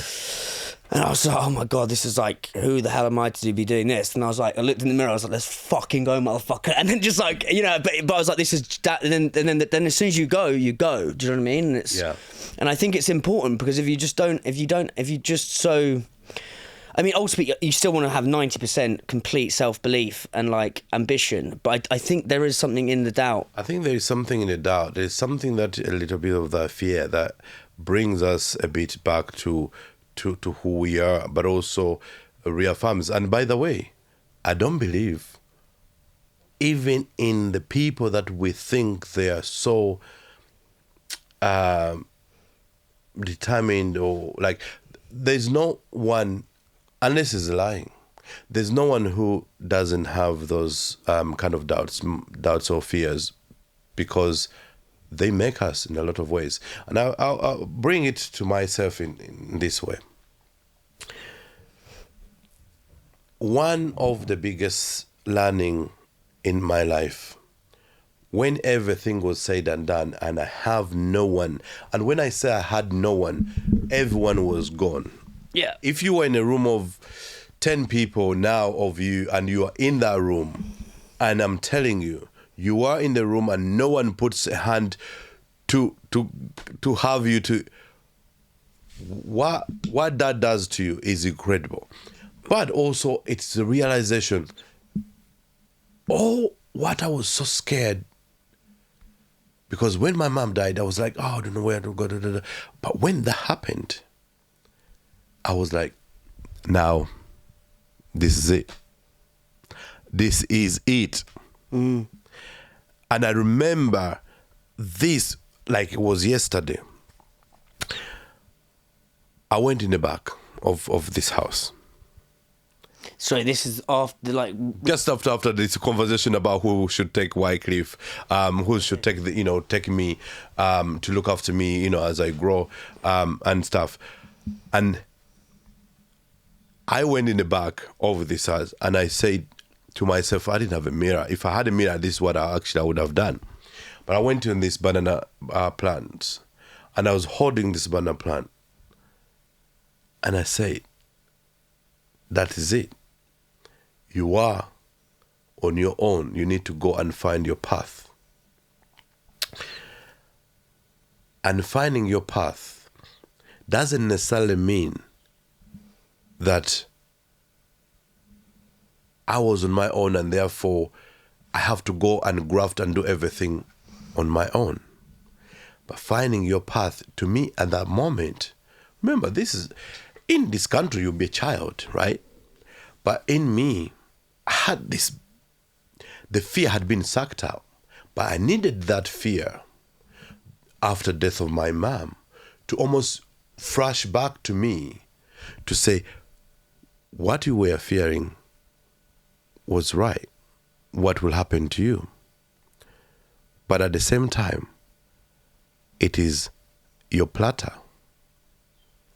Now go. And so I have, I have reflected on all these and so many times, and my son asked me, I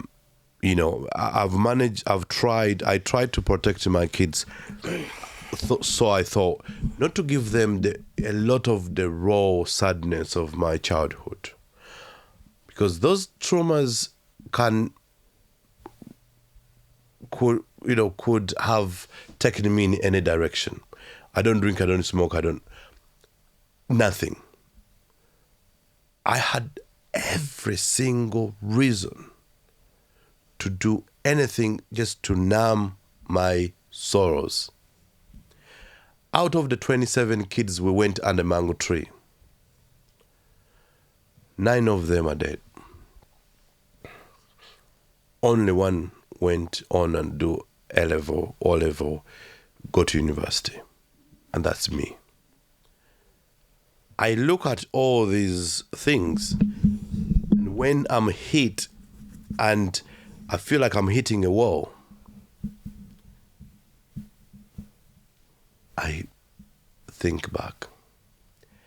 Out of 27 kids who went under mango tree in this village, 9 of them are dead. Only one went on to do university. Why? If that was just for Wycliffe's self-satisfaction, I don't think so. And that it reframes my struggles. There has to be a reason. How did the struggles hit you now, or do you just suppress them? I wouldn't say almost as suppressing them. I had equated suffering with life. I had built actually Sam McCree, is a brother, is a mentor of mine. He introduced me to Gareth, to life coach me. Who's Gareth? Gareth now works, I think he's the head of people at Nando's now. Right. But he's life coach. Yeah. You should. He's. I don't know whether he's practicing now, but because he's now fully working, but fully doing that the Nando's gig. But he helped me looking at things, in a different way, in perspectives. And to your question, to answer your question, before I actually lose that thought, how I see and how I've always seen problems and suffering, for me, I had built in this understanding that suffering equals life. Because, to be honest, I didn't know. Yeah. I didn't know whether there was something different. Yeah. I didn't know better.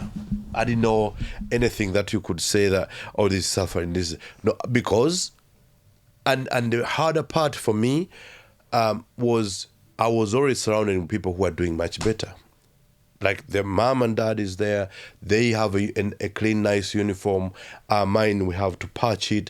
I mean, here is now stylish to have patched. I mean, it's a shame for you in those villages to have it patched. It shows you are the lowest of the lowest. You cannot even afford to buy a uniform. But this is how my life was. Even in that, I was the happiest child. And that's not through suppression, but through something I became to tell myself, this is for the moment. This is for the moment. Yeah. I'm going through this for the moment. This is I'm just going through this now. And that now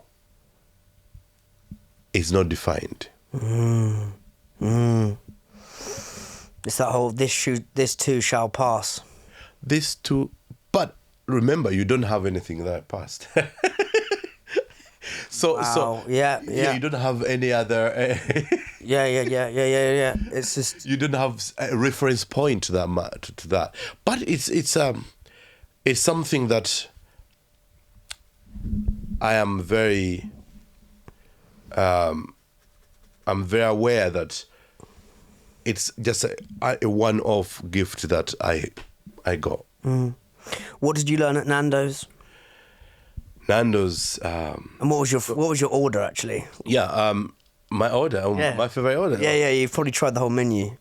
In Nando's I was a Willy Wonka. Basically do anything how I want. But what I really half chicken, medium mixed with lemon and herb and something. But anyway, what sides? Rice with peas. That's my go-to. When I'm trying to be healthy. No, but otherwise garlic bread, G bread with no. I mean, I've never been so much of a bread person, so I don't really like garlic bread. I don't really until I met my wife. I think in the first 2 years of meeting my wife, I ate more bread than I had eaten my entire life until I met her.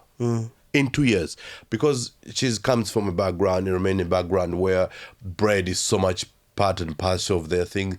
It's all stews, isn't it, in Romanian food? It's food, and they. No, it's like stews, like you're dipping. Dipping in it. Yeah. It's dangerous, bro. Yeah. It will give... One of my best friend Razvan's from Romania, and mate, he came round on Christmas Day, and he goes, mate, bruv, he goes, I got some Romanian wham, boy, and I was like, yeah, let me try some. So I was expecting out this nice bottle. It's like a bit like a fucking jerry can, and he goes, get your mitts on that, and I was like, oh my god, I got licked on that. But but they're stews, and they have the bread and the vine leaves. Yeah. Salmale, they call it. But however, because of that, I mean, so for Nando's, that bread thing, it was never really, but Nando's has, had so many other things, and I think they're best, you really get to enjoy and experience and do raps on different formats that you, as a staff, you never, you can do magic, right? But what I really learned, on my Nando's journey is something about people, which is, it's something that for me, almost seeing it in another organization that I believed, there is no chicken without people. And I use I always framed this thing in my in what I do outside, what I was doing outside Nando's, which was great coffee starts with people. There is no coffee without people. However incredible a roaster or AI created mechanism of roasting, if coffee was handled bad by the people who grow this coffee and looked after, you cannot really rescue it. And therefore everything starts with the people. And if you do that, you can do so much. And that is... Unpack, there's no chicken without people. I think, think about it this way. Even at the height of technology use, you still need people to operate in some way of that. But now to bring it home to, I'm not a Nando spokesman, but I will always be an Nandoka. That's what we always believe. And I believe that... Which Nando's branch were you working at? All over, Brixton, Stratham, Clapham, Which whereabouts in Clapham? The Clapham Common, Clapham High Street. Yes. You have the other one and you have this one, yeah. Yeah, but I was in O2, I was in King's Cross. I done, my way of looking at Nando's was more sharpening, I got to sharpen empathy. Sharpen empathy. As an Working on example the of floor. that. Example of that. Customer may come and say, for example, a customer told me one day, he was so upset that I didn't allow them to sit. As a manager, I had said, look, you can't sit there because you're one and a table for 6. I have a table for 2 that I can give you. And he turned to me and said to me, F this, F that, and we never used to eat with people like you. Who are you to tell me that? We never used to eat with people like you. Go back to your country. And all the customers got upset who were hearing that. And after, and I looked at it and said, thank you, sir. With a smile. And one of the customers was so upset. He went to push him and was so upset. And several of these customers came and said to me, why did you let him off? Why don't allow people to talk to you like that? Why are you so calm? And I say, I don't know what was going on in his head. And I don't know why he would have such a reaction. Me reacting in a similar manner would just give him a reason to do even more than what he can control. And this guy, I remember saying to me, but you're not normal. If he said that, I wouldn't blurt, but he swear, it was like, I would do this, and I said, I don't support how he treated me, and I will never condone it. But me giving him a space to say all those things without allowing him to to annoy me or to impact me has always something in my Nando's experience has been my superpower. I have seen things on the shop floor. People have done things to me, have sweared, have done all this some horrible experiences. I was put on a gunpoint. Where? In my Stratham branch. Why? Oh, someone came, wanted to rob. Someone wanted to rob the place in the night as I'm leaving. Put me on a gunpoint. What's it like when you've got a gun to your head? Huh? What does it feel like? I'll put it this way. the difference between in that moment of dying and surviving is very slim. Because your reaction... They have balaclavas on, or... Yeah, balaclava, everything, before COVID even kicked in. So anyway, but this guy had watched us for a long time because he was able to tell me where I live. He was able to tell me what bus I take. And I said, oh, that's good, because you can come and find me at the bus. We can talk, but let's get out of this camera. Anyway, the traumatic part for me, I think, it was the understanding that I could have died. But also, the scary part is not I could have died. The scary part is any reaction you have has a result that you may not want. Like how I say back, you don't know what you say. Yeah. But being confident in that moment, especially I was looking at my staff, like what they're gonna get, they're going to, that is something that it was traumatic. But it doesn't. There's so many great experience, and I think I said to you, there are so many things that I think, Nando's as an organization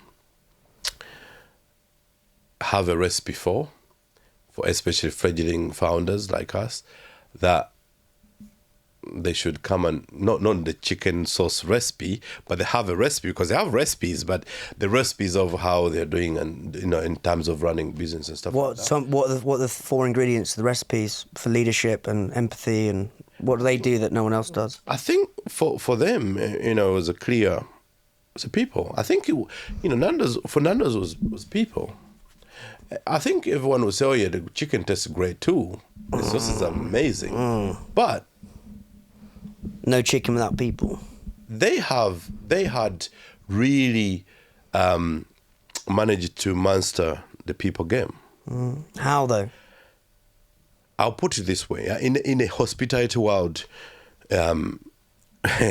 hospitality world, you'll have the turnover is super high, super quick. In Nando's, average is 5 years of tenure or tenure. What are they doing differently to get to 5 years? People, they look after. I mean, they had done this, and I don't think it was. Someone sat down there and said, "This is okay." It's part of part of their ideals and stuff, but integrity and all that kind of thing. But you always felt that somehow someone had your back somewhere. That kind of feeling. And I think that's how and also you always almost felt like these are my people. But I remember also this is somewhere where you were always proud to be doing what you're doing and pushing how you're pushing. But for me, in my way, it was almost a medium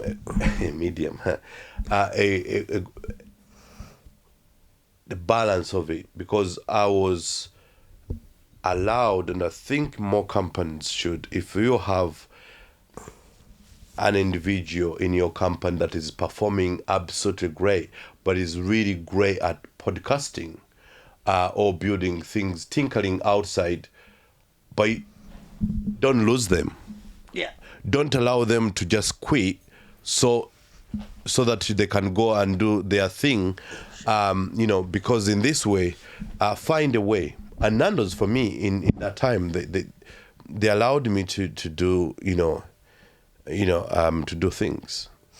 Let's talk about blue. How do you say it? Turaco. Blue Turaco. Blue Turaco. Yeah. Blue Turaco. Yeah, Blue Turaco, like Turaco. What does Turaco mean? Was that an area? No. I'll say Blue Turaco is a bird. Is it what? A bird. A bird. Yeah. Bird open. Oh yeah, sorry, it's a massive bird on your teeth. Yeah. I don't know how illustrative you want me to. Yeah. I want you to start clucking like a bird, mate. Yeah, but So Turaco, the journey for Turaco is interesting. But the Turaco, just to unpack this bird, it was my companion. Right. The Turaco bird is a tropical bird that really lives in tropics, but usually in the coffee shade trees, and usually comes in the time when All good. it comes at a time when the coffee is being harvested during that season. Cherries. Yeah, keep going. So as a child, I was picking up, when I was picking these coffees, these birds used to sing a lot. They chat, and they were talking and screaming, and so this has so many, a couple of meanings on why it's here, why it's on the front. These, as a child, as a young guy picking these coffees, I'm not talking to no one, but I'm hearing the sounds of these birds. Their sound and the way they crack and they sing and talk, I developed a mechanism of understanding these birds. I could tell with precise what that bird is going to do after that sound. Give me an example. For example, it's about to fly. It will make this sound where it will do like 3 calls.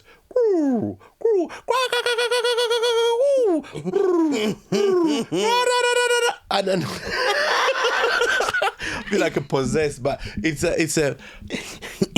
makes this, and then you know that when it does, it's a call, but this time it's not a call for coming, it's a warning to the other side that it's going. Anyway, and so when I came to England, and I went to a shop in the south and in Streatham, and it was this coffee shop, and with my naivety, I mean, even in Uganda, I was from a small town, so I'm a village boy as they come. So I'm in this coffee shop, and I'm shocked how everyone is talking.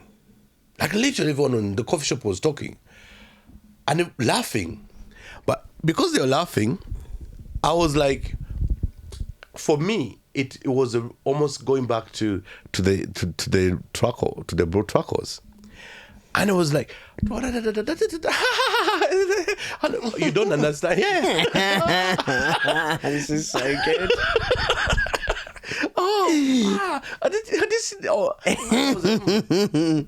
So I felt like this is how anyone in a coffee field hearing the Tracos was.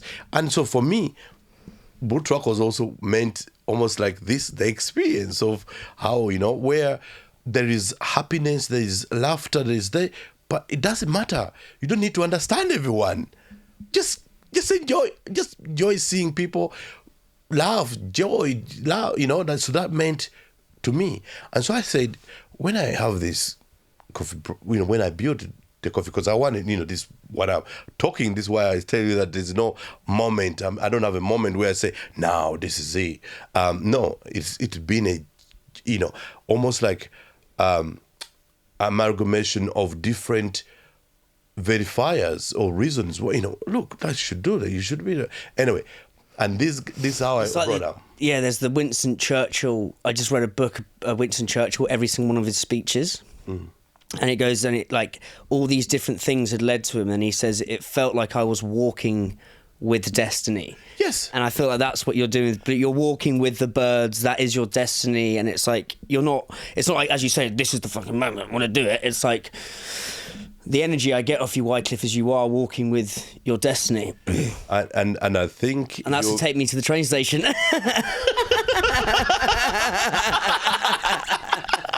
love that. But that's exactly that. I think that's...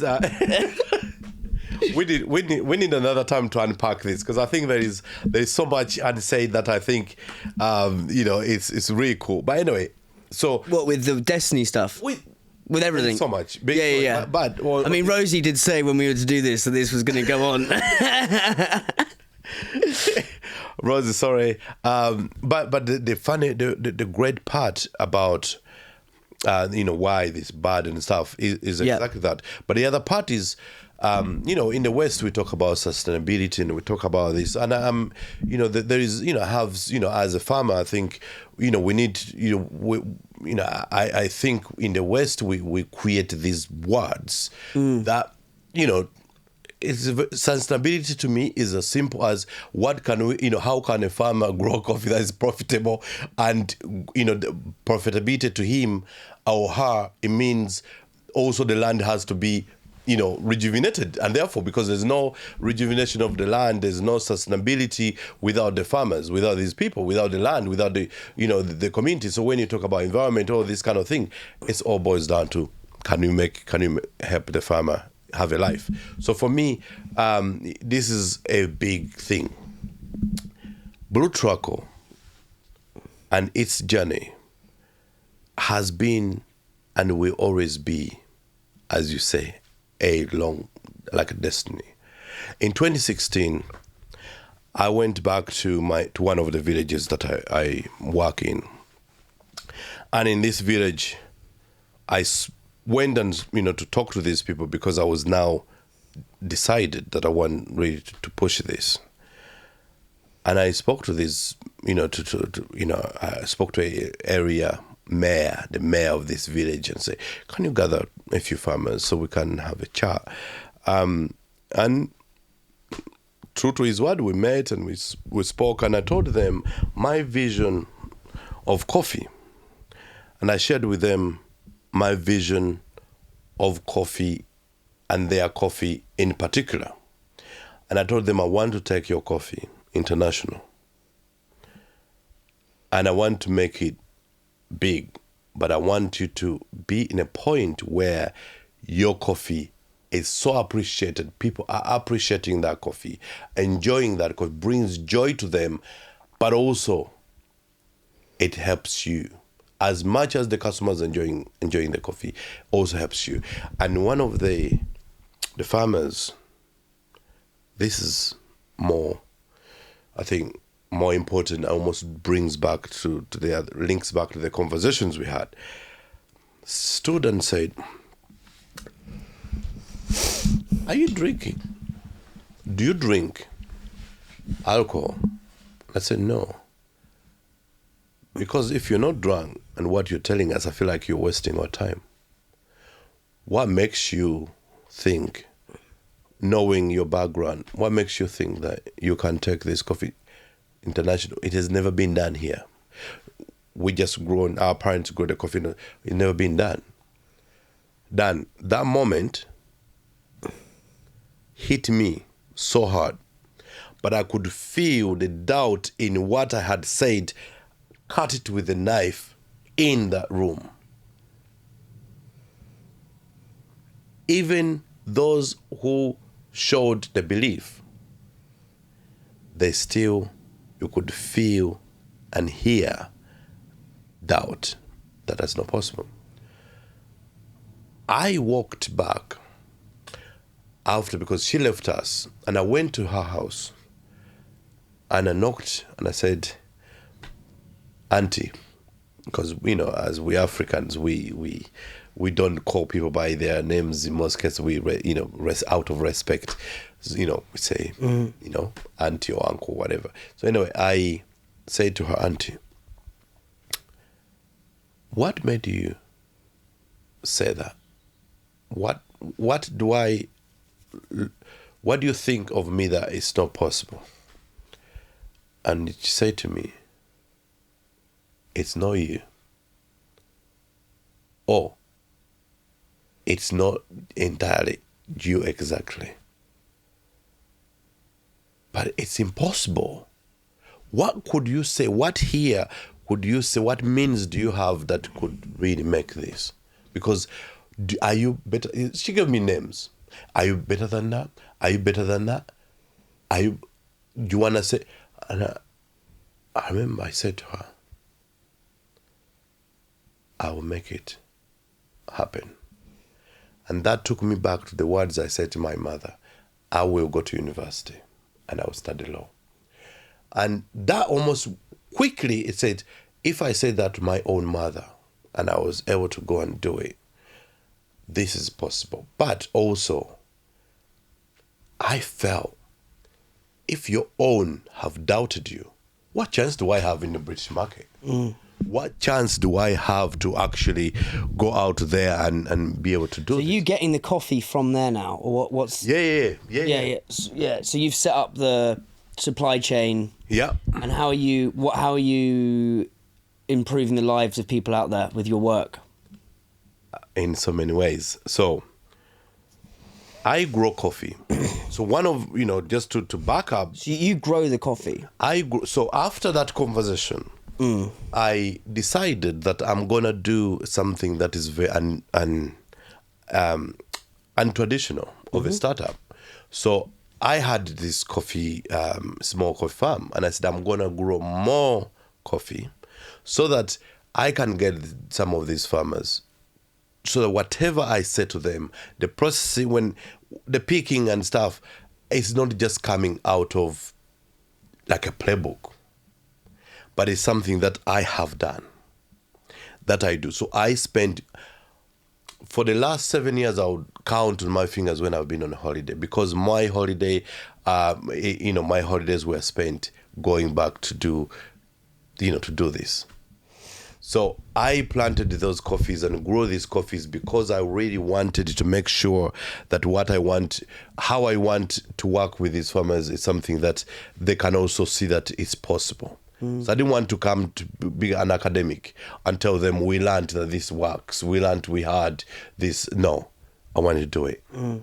And so that's what I done. And so since then, I started getting a little bit, because, a little bit of coffee from these farmers, to experiment, to do this processing and all that kind of thing. So right now, when I talk about impact, to be, apart from the fact that we pay 30% more than if they went to 5 layers of this supply chain, or 7 layers of the supply chain, because I work directly with them. Are they on the speed dial of my WhatsApp? I can even now say, farmer so and so, do you mind to send me a photo of this, what you picked today? I can. That is a special relationship.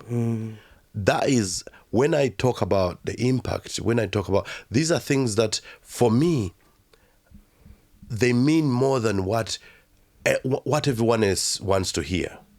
And that's why, for me, I think sometimes I almost have to leave, to get out of a little bit out of the way, because I'm so deeply connected and emotionally attached to what I'm trying to do. I'm trying to do something. I'm trying to build a team and build almost a philosophy of something that has not been done before. They have never been a smallholder coffee farmer building a brand and putting it in a supermarket. That has never happened. For 75 years, we've been buying coffee from Uganda, bring it over here.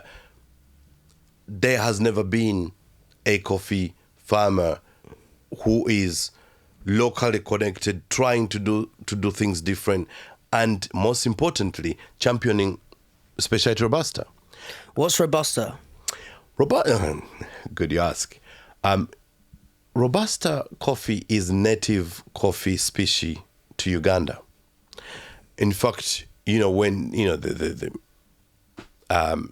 when you're really tracing these coffee species, you have Robusta, you have Arabica, and Robusta is one of the coffee species that is found in East and Central, and then after was distributed all over the world, but is a native of Uganda. It's an incredible coffee species, especially in terms of what we are going through now in climate change. It grows faster. When we process it, it tastes incredible. I mean, you have just had a cup of this coffee. It's unique, and that uniqueness of this coffee species in how, when it looked after well and processed well, that uniqueness is what what we're bringing out. That's what customers are finding out. These are not just, me now as a robust evangelist talking. It's the customers picking us up in Waitrose, picking us up in a co-op or on Ocado, on our website, and soon they'll be picking us up, in Tesco's, and so on. That is something that we are building, because in order for us to build a lasting impact in the coffee supply chain and the coffee growing communities, especially as people who are championing Robusta coffee, it's imperative that we continue to innovate, bring our amazing, fruitful, amazing coffees. Tastes good, does good, makes you feel alive because of the higher caffeine that it has. But that energy, you may not need to, to drink a Red Bull after your coffee, after drinking a Turaco. I mean, I've had 2 of them. I'm absolutely buzzing. So it's really, this is it. I think it's very important for us, and that's where we're driving. Building a brand that is really so close to the consumers, making sure the consumers are, they are enjoying this coffee, but also because of our vision and ambition, we want to get more people to appraise. So we are the first smallholder coffee farmer, African-owned coffee brand to come into this retail. Do you have the capacity for scale? Or has that been, Yes. What's that challenge been? Capacity for expansion or for scale is there. And that's where I think our next phase is, we are in a moment of trying to, raise some funding to expand, but also because I understand my passion and grit and determination is purely how can we get more people to appraise this coffee? How can we get this great tasting coffee to more people? It's not enough to have a great product. I'm learning. I had this, Ugandans have been growing these coffees for centuries. But even now, if I ask you go to any supermarket, you don't find Uganda and say, oh, this is Uganda. No. Having a great product with, when you're not able to take it to so many more people to appreciate it, that's where the magic sauce is. And so I'm building, and I think maybe it's not yet public news, but I've been quoting Sam McLeary, former MD of Innocent, asking him, can you come and help me to build a strategy? Because you have to buckle in. We are trying to build $100 million, pound, brand in an industry that has never seen someone like us trying to do this, but also in an industry where I think it has been overly reliant on Arabica coffees. We are bringing the heat in a very different way. So for a lot of retailers that are not yet having Blue Turaco on the shelves, the differentiation of the product for the consumer, allowing a consumer, I like how you're taking a sip. I hope they come. We'll get that. You can use that in your advert, mate.